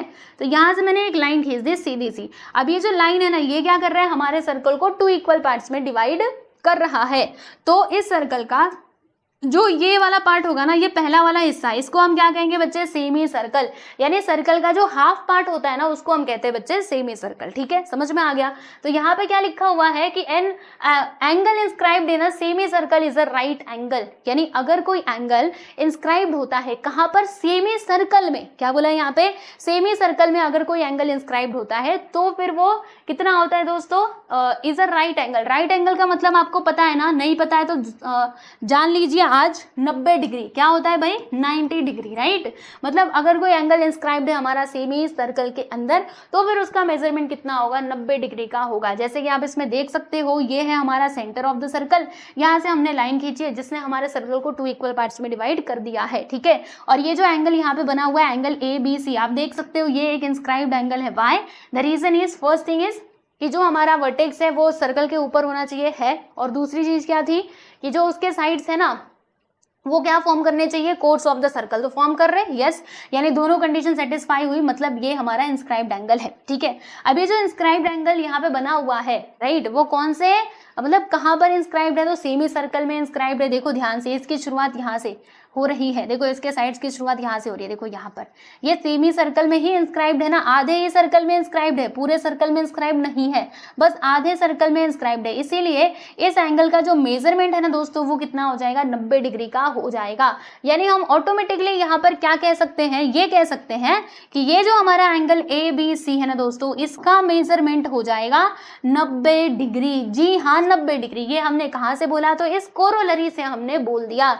लेकिन भाई कोरोलरी का प्रूफ बताओ, ऐसे कैसे हमने बोल दिया, तो बताती हूँ, डोंट वरी, चिंता मत करो। आओ मैं आपको इसका पूरा प्रूफ ना अच्छे से समझाती हूँ। देखो ये बहुत कॉमन सी बात है, मैंने आपको पहले भी समझाया है कि ये जो हमारा पूरा सर्कल है ना, वो होता है बच्चे 360 डिग्री का। अब एक बात बताओ, अगर ये पूरा सर्कल है 360 डिग्री का, तो आधा सर्कल कितना होगा, 180 80, मतलब इसका मेजरमेंट हो जाएगा 180। इसका मेजरमेंट कितना होगा बच्चे, 180 होगा। इतनी बात ध्यान में रखना आप सभी लोग। और फिर ये ऐसे चुटकियों में प्रूव होगा। कैसे, अरे भाई ऐसे, आओ दिखाती हूँ। जैसे इसमें हम देख सकते हैं कि हमारा जो एंगल ABC है दोस्तों, ये हमारा इंस्क्राइब्ड एंगल है। यानी कि इसमें हम इंस्क्राइब्ड एंगल वाला जो थ्योरम है उसका यूज कर सकते हैं। ठीक है, तो अगर हम इसमें थ्योरम यूज करते हैं तो क्या होगा, मेजर ऑफ एंगल ABC ये किसके इक्वल हो जाएगा, तो half of the arc intercepted by it, है ना। तो देखो यहाँ पर ये जो एंगल बना हुआ है, इसके द्वारा कौन सा आर्क इंटरसेप्ट हुआ है, तो ये वाला जो आर्क आप देख रहे हैं दोस्तों, ये है हमारा इंटरसेप्टेड आर्क। ठीक है, ये क्या है बच्चे, ये है हमारा इंटरसेप्टेड आर्क, राइट। तो यहाँ पे हम क्या लिखेंगे, मेजर ऑफ आर्क, क्या मतलब कैसे लिखोगे, AXC। ठीक है, तो यहाँ पे आप लिख देना बच्चे AXC, बराबर, ओके। इतनी बात समझ में आ गई। फिर क्या होगा, तो यहाँ पे angle ABC which is equal to 1/2 into, अब ये मेजर ऑफ AXC कितना होगा, तो देखो मेजर ऑफ आर्क AXC, तो ये जो आर्क है ना दोस्तों, आप ध्यान से देखो, ये सेमी सर्कल में बन रहा है, मतलब सेमी, क्योंकि पूरा जो हमारा सर्कल है ये होता है 360, तो आधा सर्कल कितना होगा, 180, है ना। यानी ये वाला आधा सर्कल 180 और ये वाला जो आधा सर्कल है बच्चे, ये हमारा 180 डिग्री का होगा, राइट। यानी अगर ये आधा सर्कल 180 डिग्री का है, तो ये वाला जो आर्क यहाँ पे बन रहा है ना, इसका मेजरमेंट भी तो उतना ही होगा, 180 होगा। ठीक है, समझो बात को। देखो अगर हम मेजर आर्क माइनर आर्क को मिलाते हैं तो हमें मिलता है 360। यानी अगर मैं ये दोनों आर्क ABC और AXC को मिलाऊं तो कितना होगा, 360 डिग्री हो जाएगा, बराबर है कि नहीं। और देखो अब ये सेमी सर्कल में बन रहा है, यानी ये आर्क जो है ये हमारा 180 डिग्री का हो जाएगा। तो इसीलिए आप यहाँ पर क्या लिखोगे, देखो यहाँ पे आप सीधी सी बात लिखोगे 180 degree. Major of arc AXC कितना हो जाएगा, 180 डिग्री। इसका रीजन आप क्या लिखोगे, वही लिख देना कि जो हमारा सर्कल है वो होता है 360 डिग्री का। ठीक है, measure of a circle is 360 degree, लिख देना यहाँ पर। ठीक है, अब इसको सॉल्व कर दो एंड द आंसर आपके हाथ में आ जाएगा। देखो ABC which is equal to, cancel करो, 2 9 18, यहाँ पर आ गया बच्चे 90 डिग्री। यानी कि जो एंगल ABC है ना वो कितना आ गया, 90 डिग्री, जो मैंने आपको पहले ही बता दिया था। ओके, इस कोरोलरी में बोला गया था वही बात, और हमने इसका पूरा प्रूफ भी समझ लिया। इजी है ना। चलो, तो हमें ये कोरोलरीज देखनी थी, हमने ये कोरोलरीज भी दोनों के दोनों अच्छे से समझ ली है ना। चलिए, तो यहाँ पर हमने इसको भी कंप्लीट कर लिया। लो भाई, इसको भी कंप्लीट कर लिया। ठीक है, समझ में आ रहा है कि नहीं, यहाँ तक समझा आप सभी लोगों को। देखो इसका बेसिक कॉन्सेप्ट जो है ना वो थोड़ा सा लंबा जाने वाला है, तो आपको थोड़ा पेशेंस रख के पढ़ना पड़ेगा। और आप ये पहली बार पढ़ रहे हो, इसीलिए आपको थोड़ा सा समझने में प्रॉब्लम हो रही होगी, लेकिन जब आप एक बार पढ़ो, फिर दोबारा से आप इसको रिवाइज करो, फिर से वापस से पढ़ो, तो पक्का बहुत अच्छे समझ में आएगा, ठीक है ना। तो बिल्कुल भी चिंता मत करना, अगर एक आध पॉइंट दिमाग में नहीं भी जा रहा होगा तो भी टेंशन मत लो। प्रैक्टिस इट 3.4 के हम क्वेश्चन सॉल्व करेंगे और वहां पर इन सभी का यूज करेंगे, तो समझ पाओगे आप बहुत अच्छे से, ठीक है। चलो यहाँ तक तो हमने कंप्लीट कर लिया, फर्स्ट पार्ट हमारा कंप्लीट हुआ। अब चलते हैं थोड़ा और आगे, और अब हम बात करते हैं दोस्तों साइक्लिक क्वाड्रिलेटरल की। यहाँ पर हम जानेंगे कि साइक्लिक क्वाड्रिलेटरल किसको कहा जाता है। क्वाड्रिलेटरल तो बहुत सुने हमने, लेकिन भैया साइक्लिक क्वाड्रिलेटरल क्या होता है बताना जरा, आ जाओ बताती हूँ, है ना, इसीलिए तो मैं यहाँ पे खड़ी हूँ। देखो साइक्लिक क्वाड्रिलेटरल हम किसको कहते हैं, पढ़ेंगे जरा ध्यान से। इफ ऑल वर्टाइसेस, वर्टाइसेस क्या होते हैं पहले ये समझो। हमारे पास ये क्वाड्रिलेटरल है, इसके वर्टाइसेस क्या होंगे, तो ये जो आप देख रहे हैं ना ये कोना, हाँ कोने को वर्टेक्स कहते हैं। ये जो कोना आप देख रहे हो ना इसको हम कहते हैं बच्चे वर्टेक्स, राइट। और सबको एक साथ बोलना हुआ प्लूरल फॉर्म में तो क्या कहेंगे, वर्टाइसेस, राइट। तो क्या लिखा है, if all vertices of a quadrilateral lie on the same circle then it is called a cyclic quadrilateral. यानी सिंपल सी बात है भाई, अगर क्वाड्रिलेटरल के सारे वर्टाइसेस कहाँ पे लाई करते हैं, सर्कल के ऊपर लाई करते हैं, तो फिर ऐसे क्वाड्रिलेटरल को हम कहते हैं साइक्लिक क्वाड्रिलेटरल। जैसे यहाँ पर बना हुआ है, देखो हमारे पास एक है, ये फिगर है, आप देख सकते हो क्वाड्रिलेटरल, जिसका नाम मैंने रख दिया है दोस्तों ABCD। अब देखो ध्यान से, इसके जो सारे के सारे वर्टेक्स है ना वो कहाँ पर आ रहे हैं, बोलो सारे वर्टेक्स कहाँ पर आ रहे हैं दोस्तों, तो ये हमारे सर्कल के ऊपर आ रहे हैं, है ना, सर्कल के ऊपर ही तो लाई कर रहे हैं। तो इसीलिए क्या होगा, इसीलिए ये हमारा साइक्लिक क्वाड्रिलेटरल हो जाएगा। जैसे कि इसमें बोला गया था, if all vertices of quadrilateral lie on the same circle, same circle के ऊपर ही तो लाई कर रहे हैं ना, कोई और सर्कल इसमें आया है नहीं आया है, then it is called a cyclic quadrilateral. ठीक है, क्लियर हो गया आप सभी लोगों को, चलो बहुत अच्छी बात है। एक सर्कल बना दो और इसके ऊपर इस प्रकार से अगर आप क्वाड्रिलेटरल बनाते हो तो ये हमारा साइक्लिक क्वाड्रिलेटरल कहलाएगा। ऐसे भी हो सकता है, ऐसे भी हो सकता है, कैसे भी, बस याद रखना उसकी जो वर्टेक्स है ना वो सर्कल के ऊपर, सेम सर्कल के ऊपर लाई करने चाहिए। ठीक है, चलो तो हमने यहाँ पे साइक्लिक क्वाड्रिलेटरल समझ लिया। अब उसके बाद हम यहाँ पे डिस्कस करने वाले हैं दोस्तों थियरम ऑफ साइक्लिक क्वाड्रिलेटरल। तो डोंट वरी, इसका जो स्टेटमेंट है ना बस हम उसी को समझेंगे, बाकी जो इसका प्रूफ है इसके लिए अलग से वीडियो आपको मिलेगा प्रूफ के लिए, जिसमें गिवन लिखना होता है। ठीक है, तो वो आपको कहाँ पर मिलेगा, जो हमारा थ्योरम वाली प्लेलिस्ट है उसका लिंक मैं डिस्क्रिप्शन बॉक्स में दे दूंगी, वहां से जाकर के आप देख लेना। वैसे तो अभी तक तो आपको पता चल ही गया होगा कि वो थ्योरम की पूरी प्लेलिस्ट क्या है, लेकिन फिर भी नहीं पता है तो डिस्क्रिप्शन बॉक्स में लिंक दे दूंगी, आप जाकर के देख लेना। ठीक है, तो चलो अभी इसके स्टेटमेंट को हम समझते हैं क्या लिखा हुआ है। वैसे ये बहुत सिंपल है, इसमें लिखा है कि अपोजिट, देखो क्या लिखा है, opposite angles of a cyclic quadrilateral are supplementary. यानी कि क्या क्या, सुनो मैं बता रही हूँ क्या। पहले मैं यहाँ पे एक सर्कल बना लूँ, लो भैया मैंने यहाँ पे सर्कल बना लिया, और सर्कल नहीं, रुको मुझे एक क्वाड्रिलेटरल बनाना पड़ेगा, साइक्लिक क्वाड्रिलेटरल। ओके मैं बना रही हूँ, रुको डोंट वरी। ये मैंने क्वाड्रिलेटरल बनाया और मुझे साइक्लिक क्वाड्रिलेटरल बनाना है ना, देखो ये मैंने साइक्लिक क्वाड्रिलेटरल बना दिया, राइट। तो इसमें क्या लिखा है कि opposite angles of a cyclic quadrilateral are supplementary. तो सपोज कीजिए कि ये पहला वर्टेक्स, दूसरा, ये तीसरा, ये चौथा, तो यहाँ पे लिखा है कि जो अपोजिट एंगल्स होते हैं ना साइक्लिक क्वाड्रिलेटरल के, वो क्या होते हैं दोस्तों, सप्लीमेंट्री होते हैं। यानी कहने का मतलब क्या है, तो कहने का मतलब सीधा सा ये है कि अगर मैं क्या करती हूँ, angle P plus angle P का, देखो एंगल P का अपोजिट एंगल क्या है दोस्तों, एंगल P का, ये जो एंगल P आपके सामने है इसका अपोजिट एंगल क्या है, R है ना। तो अगर मैं एंगल P और एंगल R दोनों को प्लस करूं तो फिर मुझे क्या मिलेगा, सप्लीमेंट्री। यानी क्या होता है, 180 डिग्री। याद है ना आप सभी लोगों को, जब दो एंगल्स का सम होता है 180 डिग्री तो उसको हम कहते हैं सप्लीमेंट्री। यानी हम क्या कहेंगे कि वो दोनों एंगल्स क्या है, सप्लीमेंट्री है, राइट। तो यहाँ पे सप्लीमेंट्री बोला गया था ना, यानी कि 180 डिग्री। अपोजिट एंगल्स क्या होते हैं बच्चे, सप्लीमेंट्री होते हैं, यानी कि angle P plus angle Q which is equal to 180 degree. वैसे ही यहाँ पर भी होगा एंगल S और ये एंगल Q। देखो यहाँ पे angle S plus angle Q, दोनों का सम कितना हो जाएगा, 180 डिग्री हो जाएगा। तो ये है थियरम। ठीक है, तो यहाँ से हमको ये जो प्रॉपर्टी मिली है ना बच्चे, इसको ध्यान रखिएगा क्योंकि इसका भी हम यूज करेंगे कई जगह पे। तो आपको सारी प्रॉपर्टीज यस दिमाग में फिट करते जानी है। ठीक है, वैसे तो जब क्वेश्चन आएगा तो मैं वापस से एक बार फिर से रिवाइज करवाऊंगी, लेकिन आपको भी तो थोड़ा सा एफर्ट लगाना पड़ेगा ना। चलो तो ये थियरम आपने देख लिया, ओके वेरी गुड। अब हम चलते हैं थोड़ा सा और आगे, और इसके रिलेटेड एक यहाँ पे देखते हैं corollary. Yes everyone, cyclic quadrilateral का जो हमने थ्योरम देखा ना, अब उसका यहाँ पे एक कोरोलरी हम लोगों को पढ़ना है, यानी एक जो रिजल्ट होता है प्रॉपरली वो हम यहाँ पर समझने वाले हैं कि साइक्लिक क्वाड्रिलेटरल का साइक्लिक क्वाड्रिलेटरल थ्योरम का रिजल्ट क्या है फाइनली। तो आइए देखते हैं, इसमें देखो ये पूरा स्टेटमेंट लिखा हुआ है कि an exterior angle of a cyclic quadrilateral is congruent to the angle opposite to its adjacent interior angle. कुछ समझ में आया? नहीं समझा? डोंट वरी, आ जाओ मैं बताती हूँ कैसे होगा ये, अब सुनते रहना। नहीं नहीं नहीं नहीं, रुको एक मिनट। हाँ, ऐसे ये लो, मैंने यहाँ पे ये साइक्लिक क्वाड्रिलेटरल बना दिया, ठीक है। अब इसमें क्या कहा जा रहा है इसके ऊपर आपको जरा ध्यान देना है, तुम इधर रहो, ठीक है।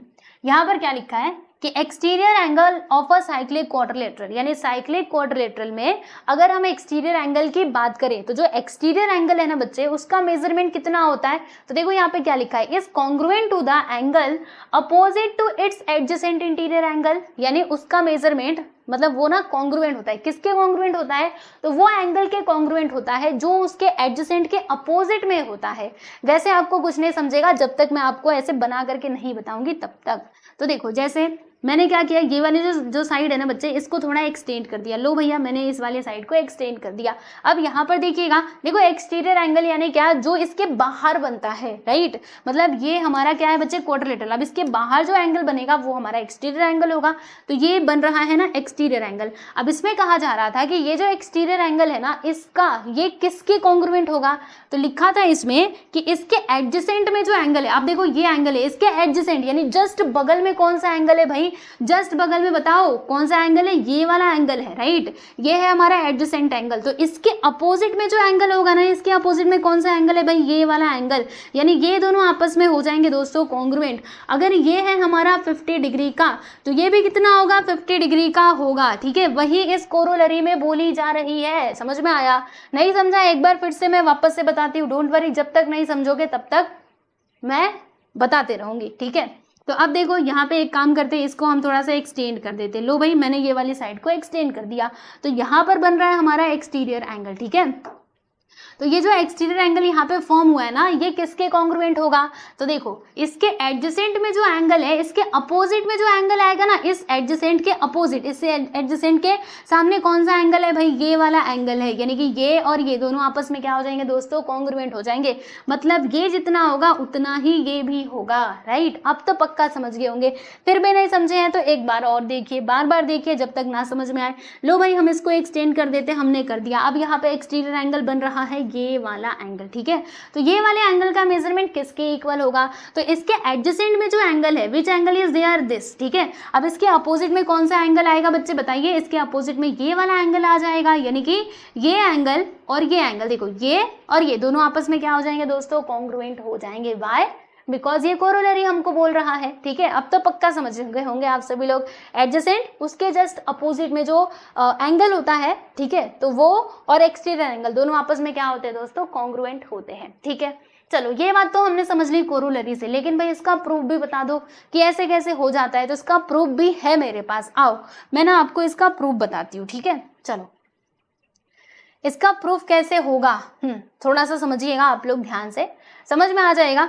ये सब मैं आपको प्रूफ क्यों बता रही हूँ, क्योंकि ना वैसे तो आप ये स्टेटमेंट पढ़ लोगे तो भी आपका काम हो जाएगा, लेकिन कभी एग्जाम में ना ये स्टेटमेंट के ऊपर मतलब ऐसे ये एक्टिविटी के फॉर्म में भी क्वेश्चंस आते हैं, एक्टिविटी के फॉर्म में, या फिर इसके ऊपर बेस्ड कोई प्रूफ वगैरह आ गया तो आप कर पाओ। इसीलिए मैं सारे थ्योरम मतलब जो भी कोरोलरी है उसके प्रूफ भी बताते हुए चल रही हूँ, ताकि एग्जाम में ना आप लोग को प्रॉब्लम ना हो, ठीक है। ओके, तो ये हमारा प्रूफ है, जरा हम इसको समझते हैं। तो हमारे पास जो यहाँ पे क्वाड्रिलेटरल दिया गया है विच इज ABCD, ये दोस्तों ये हमारा साइक्लिक क्वाड्रिलेटरल है। याद रखो ये कोरोलरी जानते हो कहाँ से आई है, जो साइक्लिक क्वाड्रिलेटरल का थ्योरम था ना दोस्तों, वहां से ही आया है। मतलब उसी का ये समझो कि रिजल्ट है, ठीक है। जैसे रिजल्ट होते हैं ना, मतलब कोई भी चीज होता है, कोई स्टेटमेंट, उसका पर्टिकुलरली कोई रिजल्ट होता है, तो आप समझिएगा उसी का ये रिजल्ट यहाँ पे है, राइट।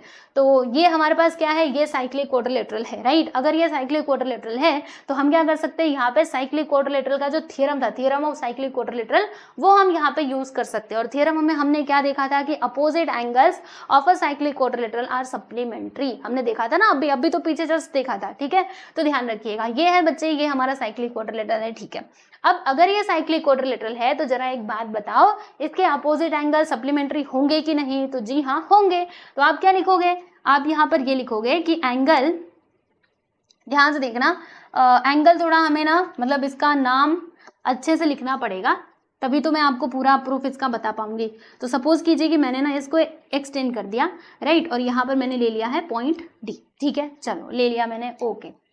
फिर अब यहाँ पे समझो कि ये वाला एंगल और ये वाला एंगल, इन दोनों का सम कितना होगा? अब क्योंकि ये हमारा क्या है बच्चे, ये है हमारा साइक्लिक क्वाड्रिलेटरल, तो इन दोनों का सम कितना होगा? सप्लीमेंट्री, मतलब 180 डिग्री हो जाएगा।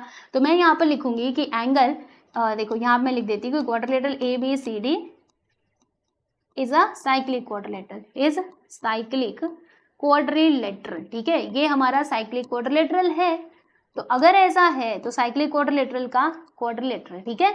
तो हम यहाँ पे थ्योरम यूज कर सकते हैं और क्या कहेंगे कि एंगल DAB, देखो मैं कौन कौन से एंगल की बात कर रही हूँ बच्चों, ये वाले एंगल की मैं बात कर रही हूँ, एंगल DAB यानी कि ये एंगल DAB प्लस एंगल ये C, इसका नाम हम कैसे लिखेंगे? DCB, एंगल DCB, दोनों मिलाकर के कितना हो जाएगा? 180 डिग्री हो जाएगा। एंड द रीजन इज वही थ्योरम ऑफ साइक्लिक क्वाड्रिलेटरल, अगर ये साइक्लिक क्वाड्रिलेटरल है तो वो प्रॉपर्टी तो यहाँ पे लगी जाएगी, ठीक है। चलो यहाँ तक तो समझ में आ गया। अब इसको आप लिख देना बच्चे इक्वेशन नंबर 1, ठीक है, समझ गए।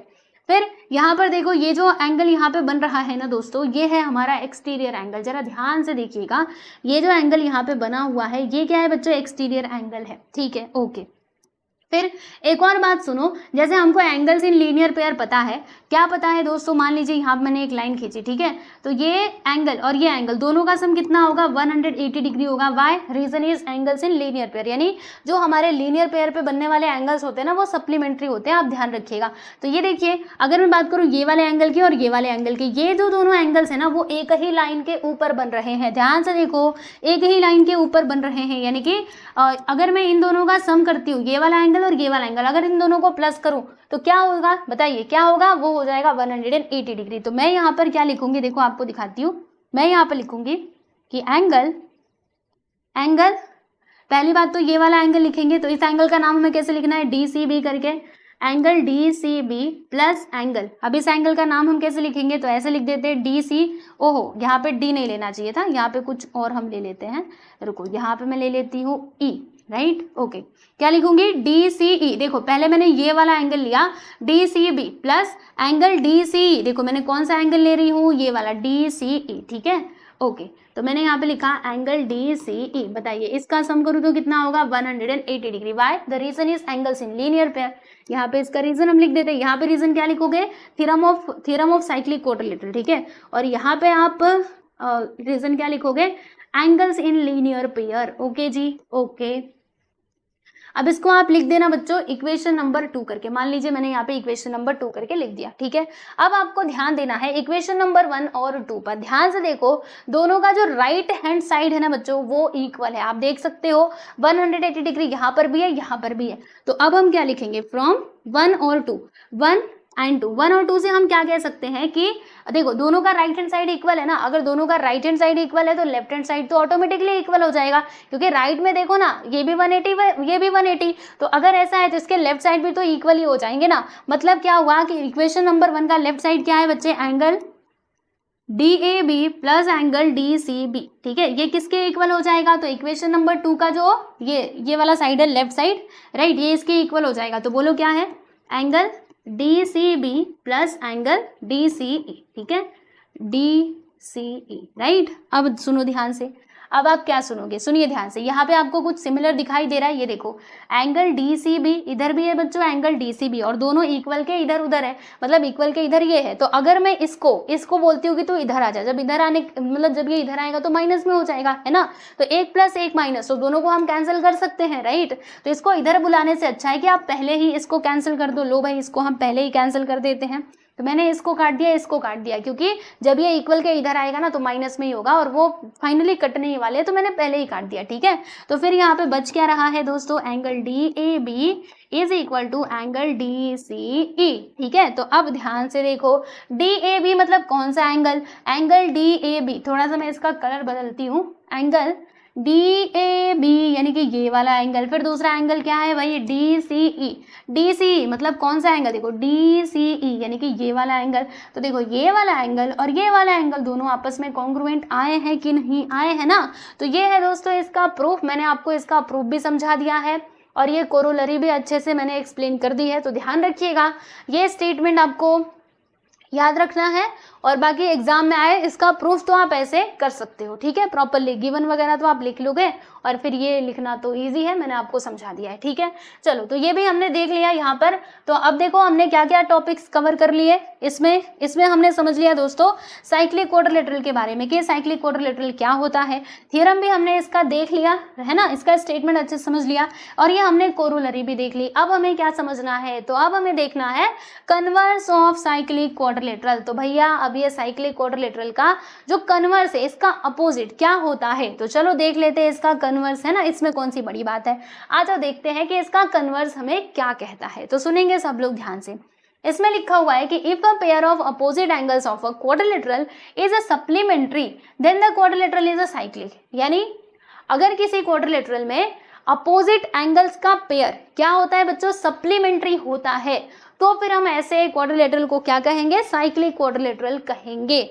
यानी कि यहाँ पे मेरे पास क्या है बच्चे, यहाँ पर मेरे पास ये क्वाड्रिलेटरल है, अब मुझे पता नहीं ये सप्लीमेंट्री है कि क्या है, मुझे मतलब ये साइक्लिक है कि क्या है, मुझे ऐसा कुछ नहीं पता, बस मुझे इतना पता है कि हाँ ये मेरे पास क्वाड्रिलेटरल है, बराबर। अब देखो अगर इसमें ऐसा फुलफिल हो जाता है, अगर ये कंडीशन फुलफिल हो जाती है, जैसे मैं इसका नाम लिख देती हूँ PQR, ओके PQRS, ठीक है, PQRS मैंने लिखा। तो अगर इसमें ये चीज प्रूव हो जाती है, अगर ऐसा हो जाता है कि angle P plus opposite angles की मैं बात कर रही हूँ, ठीक है, pairs of opposite angles, angle P plus angle R ये मिला करके 180 डिग्री और एंगल S देखो ये वाला और रुको एक मिनट, एंगल S और एंगल Q, ठीक है, एंगल S और एंगल Q, अगर ये दोनों का सम आ जाता है 180 डिग्री, यानी जो अपोजिट एंगल्स का पेयर है ना, अगर वो सप्लीमेंट्री आ जाते हैं, अगर ये कंडीशन सेटिस्फाई हो गई, इफ मैं लिख रही हूँ इफ, यानी अगर ऐसा होता है, देन हम क्या कह सकते हैं कि ये जो क्वाड्रिलेटरल मेरे पास है PQRS ये क्या हो जाएगा बच्चे, ये हमारा साइक्लिक क्वाड्रिलेटरल हो जाएगा। तो ये होता है इसका कन्वर्स। हमने इसका थ्योरम में क्या देखा था कि मान लीजिए अगर क्या होता है, जैसे इसका जो मेन थ्योरम था, राइट, दोनों को आप कंपेयर करके समझो तो समझ में आएगा। इसके थ्योरम में हमने क्या देखा था कि जो साइक्लिक क्वाड्रिलेटरल होता है उसके अपोजिट एंगल्स क्या होते हैं बच्चे, सप्लीमेंट्री होते हैं, ये हमने देखा था। अब इसका जो अपोजिट है यानी जो कन्वर्स है, ये क्या कह रहा है कि अगर क्वाड्रिलेटरल में अपोजिट एंगल्स का पेयर सप्लीमेंट्री होता है तो फिर हम कह सकते हैं कि दिया गया क्वाड्रिलेटरल कैसा क्वाड्रिलेटरल है भाई, साइक्लिक क्वाड्रिलेटरल है। यानी इन चारों ये जो चारों इसके वर्टाइसेस है ना बच्चों, ये कहाँ पर लाई करेंगे, ये सेम सर्कल के ऊपर ही लाई करेंगे, ठीक है, बात समझ में आई, सेम सर्कल के ऊपर, यानी जो सर्कल है ना ये कुछ ऐसा बनेगा, कैसा बनेगा, अरे रुको ऐसे बनेगा, ऐसे, ठीक है, बात समझ में आई। तो अभी तो मैं इसको मिटा रही हूँ, हाँ ठीक है। तो ये इसका कन्वर्स भी हमने देख लिया, आई होप सो समझ में आ गया होगा। तो कन्वर्स भी याद रखिएगा, प्रूफ वाले क्वेश्चन में हम देखेंगे इसको भी। तो हमने ये भी देख लिया कन्वर्स ऑफ साइक्लिक क्वाड्रिलेटरल, यानी ये जो 8वां पॉइंट हमें देखना था इसको भी हमने समझ लिया है। अब क्या बाकी है, अभी और कुछ बाकी है क्या, जी हाँ बाकी है ना, एक थ्योरम हम लोगों को देखना है और इतना ही नहीं, इसके बाद भी कुछ चीज़ें देखनी है, ठीक है। तो चिंता मत करो, मैं बता रही हूँ। और अभी जैसे आपको बहुत ज़्यादा लग रहा होगा है ना, आप सोचते होंगे थोड़ा थोड़ा करके बता दे, वैसे मैंने सोचा था कि मैं थोड़ा थोड़ा करके बताऊं, लेकिन फिर मेरे दिमाग में आया कि चलो एक ही साथ पूरा मतलब जितना भी कॉन्सेप्ट है वो मैं बता देती हूँ, और जब जैसे जैसे क्वेश्चंस आएगा वहाँ पे एक बार वापस से मैं रिवाइज करते हुए चलूंगी। यानी मान लीजिए साइक्लिक क्वाड्रिलेटरल का कोई क्वेश्चन आया ना, तो वहाँ पे मैं आपको सबसे पहले साइक्लिक क्वाड्रिलेटरल के बारे में बताऊंगी और फिर जाके हम क्वेश्चंस को सॉल्व करेंगे। यानी एक बार पढ़ा के मैं छोड़ने नहीं वाली हूँ, वापस से बताऊंगी, ठीक है, जब तक आपको याद नहीं हो जाए। चलो अब ये थ्योरम के बारे में हम जरा समझ लेते हैं कि ये थ्योरम क्या कहता है। वैसे ये थ्योरम का कुछ नाम वगैरह तो दिया नहीं है, लेकिन इसको समझ लेना चाहिए हम लोगों को क्योंकि क्वेश्चंस आएंगे। तो याद रखिएगा थ्योरम के तौर पे इसको क्या लिखा है, इसमें पढ़ेंगे जरा। If 2 points on a given line subtend equal angles at 2 distinct points which lie on the same side of the line, then the 4 points are concyclic। कुछ समझ में आया? नहीं समझा, डोंट वरी, मैं बताती हूँ। जैसे कि हमारे पास क्या है दोस्तों, हमारे पास एक मान लीजिए इस प्रकार से लाइन है, लो जी हमारे पास ये लाइन है, हमने यहाँ पे ये लाइन ड्रॉ कर दी, ठीक है, लाइन रहने दो, कोई प्रॉब्लम नहीं है। फिर क्या, फिर यहाँ पर ये चीज हो जाती है, इसको मैं थोड़ा सा छोटा करती हूँ, काफी ज्यादा लंबा हो गया है, और यहाँ पर मैं ये एरो बना देती हूँ, ठीक। अब इस लाइन के ऊपर ना हमारे पास 2 पॉइंट्स है, मान लीजिए एक पॉइंट कहाँ पर है भाई, एक पॉइंट यहाँ पर है और दूसरा पॉइंट यहाँ पर है। इसके मैं नाम भी लिख दूंगी अभी, मान लीजिए यहाँ पे ए मैंने लिख दिया, यहाँ पे बी लिख दिया, ठीक है। तो मेरे पास एक लाइन है जिसके ऊपर पॉइंट है ए और बी, ठीक है। अब सुनो ध्यान से, अगर इस लाइन के किसी भी एक साइड में या तो इधर या फिर इधर मैं 2 पॉइंट्स लेती हूँ, यानी इन दोनों को छोड़ करके मैं 2 पॉइंट्स लेती हूँ और वहां से मैं क्या करती हूँ, एंगल फॉर्म करती हूँ। और ध्यान रखिएगा यहाँ पर क्या लिखा था, if 2 points on a given line subtend equal angles. ये जो है ना दोस्तों, ये वर्ड काफी इंपॉर्टेंट है, यानी जो एंगल्स मैं बनाऊंगी ना वो इक्वल होने चाहिए। अगर मैं वहाँ पे इक्वल एंगल्स फॉर्म करती हूँ तो फिर क्या होगा, चारों जो हमारे पॉइंट्स है ना वो क्या होंगे, कॉन्साइक्लिक। कॉन्साइक्लिक का मतलब क्या होता है, जैसे यहाँ पर मैंने ये सर्कल बनाया, इसके ऊपर मैंने यहाँ पे ये पॉइंट्स ले लिए, देखो ये सारे मैंने पॉइंट्स ले लिए, तो ये पॉइंट्स सेम सर्कल के ऊपर लाई कर रहे हैं ना, ध्यान से देखो, सेम सर्कल के ऊपर ही आ रहे हैं, तो ऐसे पॉइंट्स को हम क्या कहते हैं, कॉन्साइक्लिक पॉइंट कहते हैं, ठीक है। तो अब इसमें देखो मैं एक काम करती हूँ, इसके अपर साइड में ना 2 पॉइंट्स ले लेती हूँ, तो मैंने यहाँ पर एक पॉइंट ले लिया बच्चे और यहाँ पर मैंने पॉइंट ले लिया। अब मैं क्या करने वाली हूँ, अब मैं बनाने वाली हूँ यहाँ पर एंगल। तो इस प्रकार से मैंने इसको ज्वाइन किया और ये लो भैया इसको यहाँ से ज्वाइन कर दिया, ठीक है। थोड़ा टेढ़ा मेढ़ा बना होगा बट डोंट वरी, मेरे पास तो इसके ये है लाइन खींचने का भी यंत्र है यहाँ पर, तो मैं ऐसे करके लाइन भी खींच सकती हूँ अगर टेढ़ा हुआ तो, ठीक है, ओके। तो ये मैंने पहला एंगल यहाँ पे बना दिया, ये लो भैया मैंने यहाँ पे एक एंगल बना दिया। फिर अभी एक और एंगल यहाँ पे फॉर्म करती हूँ मैं, आप लोग देखिएगा, ये देखो इसको मैंने यहाँ से ज्वाइन किया, इसको मैंने यहाँ से ज्वाइन किया, लो जी हमने यहाँ पे दूसरा एंगल फॉर्म कर दिया, ये हो गया मेरा दूसरा वाला एंगल, ठीक है। ओहो हाँ, ये दूसरा एंगल। और यहाँ पर मैंने क्या देखा कि ये जो दोनों एंगल्स है ना, दोनों का मेजरमेंट क्या है दोस्तों, सिमिलर है, यानी मैंने इस प्रकार से बनाया है कि दोनों का मेजरमेंट क्या है, सिमिलर, ये भी x ये भी x, यानी दोनों क्या है, बराबर, राइट। तो अगर ऐसा है ना तो मैं क्या कहूँगी, ये चारों पॉइंट्स मैंने यहाँ पे P ले लिया, यहाँ पे Q ले लिया, तो P Q A B ये चारों पॉइंट्स क्या हो जाएंगे बच्चे, कॉन्साइक्लिक हो जाएंगे, यानी कि ये सेम सर्कल के ऊपर लाई करेंगे, सेम सर्कल के ऊपर, ठीक है, ऐसे सर्कल के ऊपर लाई करेंगे P Q B A यहाँ पर, इस प्रकार से, ठीक है। तो याद रखिएगा आपको क्या करना है, जो आपका लाइन है ना उसके एक साइड में, एक ही साइड में दोनों पॉइंट्स को लेना है।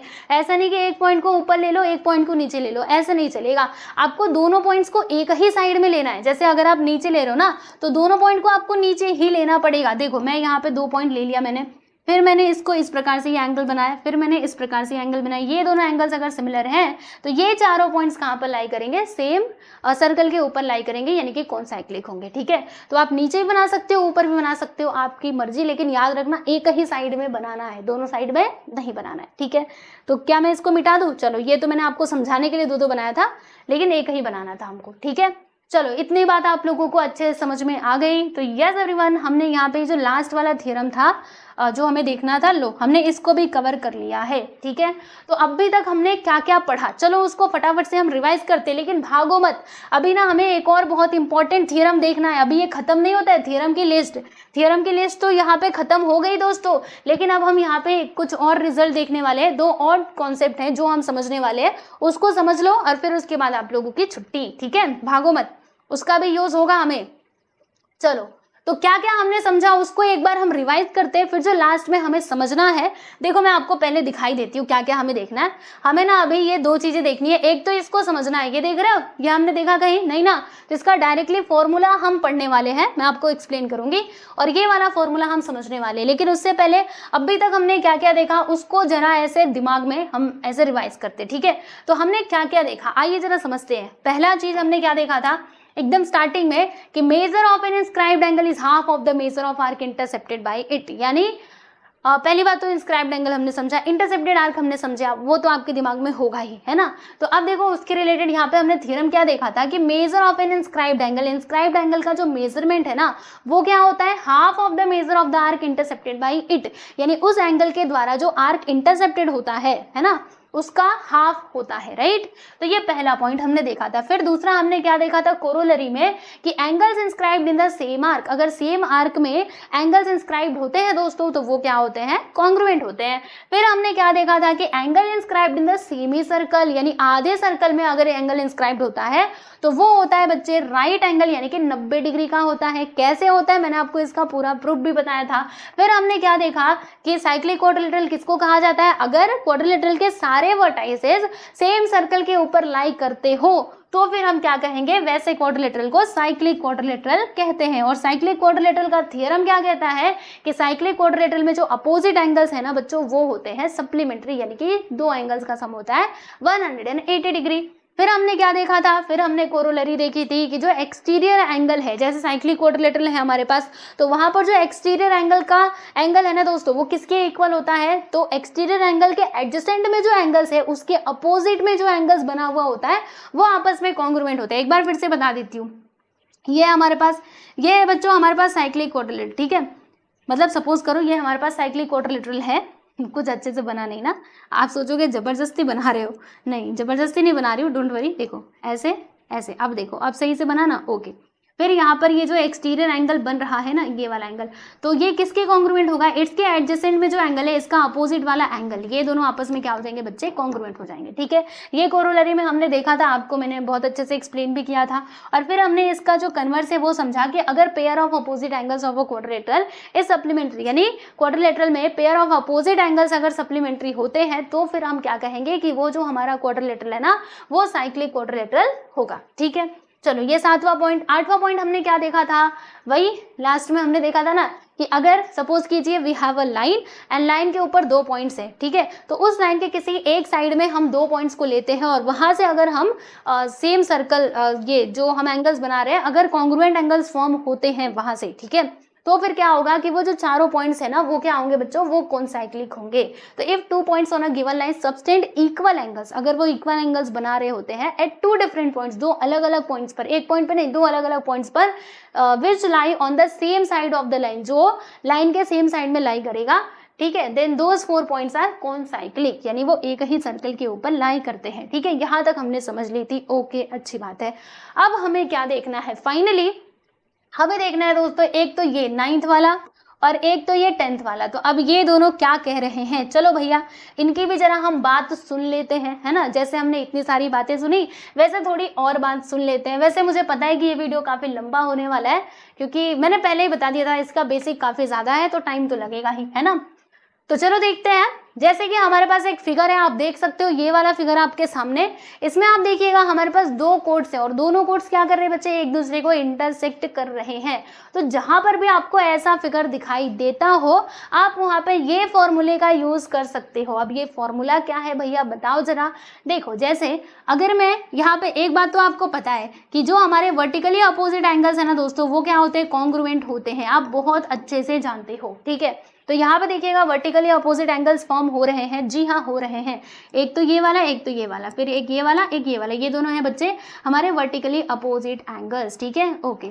तो यहाँ पर हमें क्या समझना है, जैसे कि मान लीजिए अगर मुझे ये वाले एंगल का पता चल जाए तो ये वाला एंगल तो अपने आप पे मिल जाएगा, ठीक है। अगर मुझे ये वाला एंगल पता चल जाए तो ये भी अपने आप मिल जाएगा क्योंकि वो वर्टिकली अपोजिट एंगल से, ठीक है। तो अगर मुझे ये वाले एंगल का पता लगाना है तो मैं क्या लिखूंगी, मैं क्या करूंगी, तो इसके लिए एक फॉर्मूला होता है।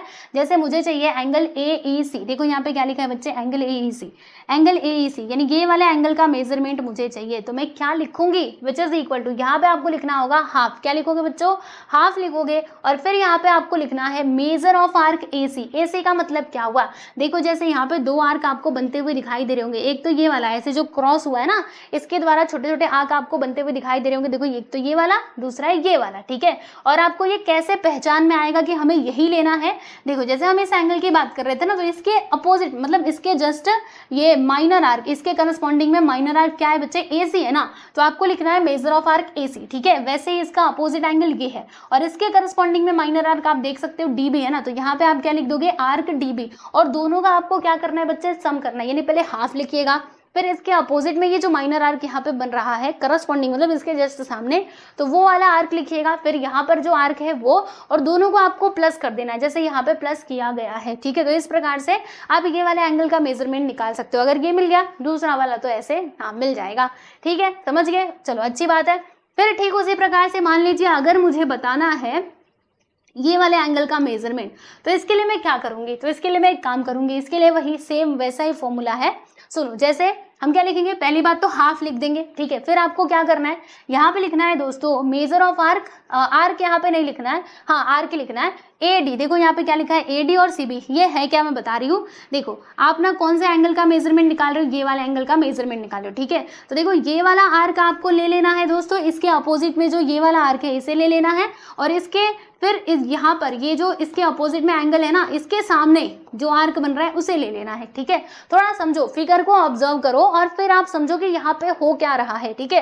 देखो इसके प्रूफ के चक्कर में आपको पढ़ने की कोई जरूरत नहीं है, डायरेक्टली बस आपको फिगर देख करके इसका फॉर्मूला अच्छे से दिमाग में बिठाना है, क्योंकि क्वेश्चंस में आप डायरेक्टली फॉर्मूला अप्लाई करोगे, है ना। ये मत सोचते बैठोगे कैसे आया, क्यों आया, कहाँ से आया, कुछ नहीं, आपको ये नहीं सोचना, क्योंकि डायरेक्टली आपके टेक्स्ट बुक में ये फॉर्मूला दिया गया है, तो वही मैं आपको बता रही हूँ, ठीक है। ज्यादा खिचड़ी यहाँ पे नहीं पकाना, डायरेक्टली हम फॉर्मूले को समझते हैं, ठीक है।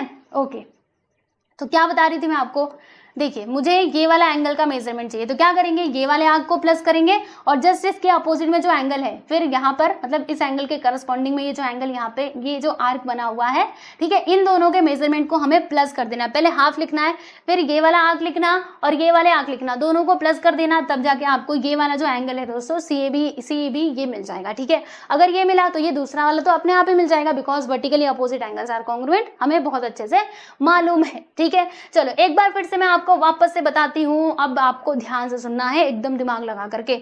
मुझे चाहिए ये वाले एंगल का मेजरमेंट, तो इसके लिए मैं क्या करूंगी, देखो इसके सामने जो आर्क है ये वाला आर्क ले लेना, और फिर इसके अपोजिट में ये जो एंगल है इसके सामने जो आर्क है दोस्तों ये ले लेना, ठीक है। इन दोनों के मेजरमेंट को हमें प्लस करना है और फिर उसका हाफ कर देना है, सिंपल, ठीक है। अब सपोज कीजिए मुझे ये वाला एंगल का मेजरमेंट बताना है, तो वही सेम चीज, पहले हाफ लिखिएगा, फिर इसके सामने जो आर्क बन रहा है ये वाला, और इसके अपोजिट में जो एंगल है वर्टिकली अपोजिट एंगल, उसके सामने जो आर्क बन रहा है वो वाला आर्क, दोनों को प्लस कर देना और फिर आपको आंसर मिल जाएगा, ठीक है। पहले हाफ लिखना फिर प्लस करना, राइट। तो ये चीज आप लोग को ध्यान में रखना है और इसे हम यूज करेंगे एकदम लास्ट वाले क्वेश्चन में, राइट। चलिए आगे बढ़ते हैं, प्रैक्टिस एट 3.4 का जो लास्ट क्वेश्चन है ना उसमें इसका यूज आएगा, ठीक है। चलो अब हम ये 10th नंबर की बात करते हैं कि इसमें क्या कह रहे हैं ये लोग। देखो अब इसका यूज हम कहां पर करेंगे, तो जब हमारे पास कुछ ऐसा फिगर रहेगा तब हम इसका यूज करेंगे। तो अब इसमें क्या कहा जा रहा है, पहले आप ये फिगर समझो। ये आप फिगर में आप देख सकते हो कि इंटरसेप्टेड आर्क हमें दो दिखाई दे रहे हैं, एक तो छोटू वाला दूसरा बड़ा वाला। देखो बच्चों ये है हमारा कहाँ गया, रुको, ये है इंटरसेप्टेड आर्क छोटा वाला, ये है बच्चे इंटरसेप्टेड आर्क बड़ा वाला, है ना। इंटरसेप्टेड आर्क है ना, दोनों कंडीशंस फुलफिल हो रही है ना जो मैंने आपको बताई थी, ठीक है।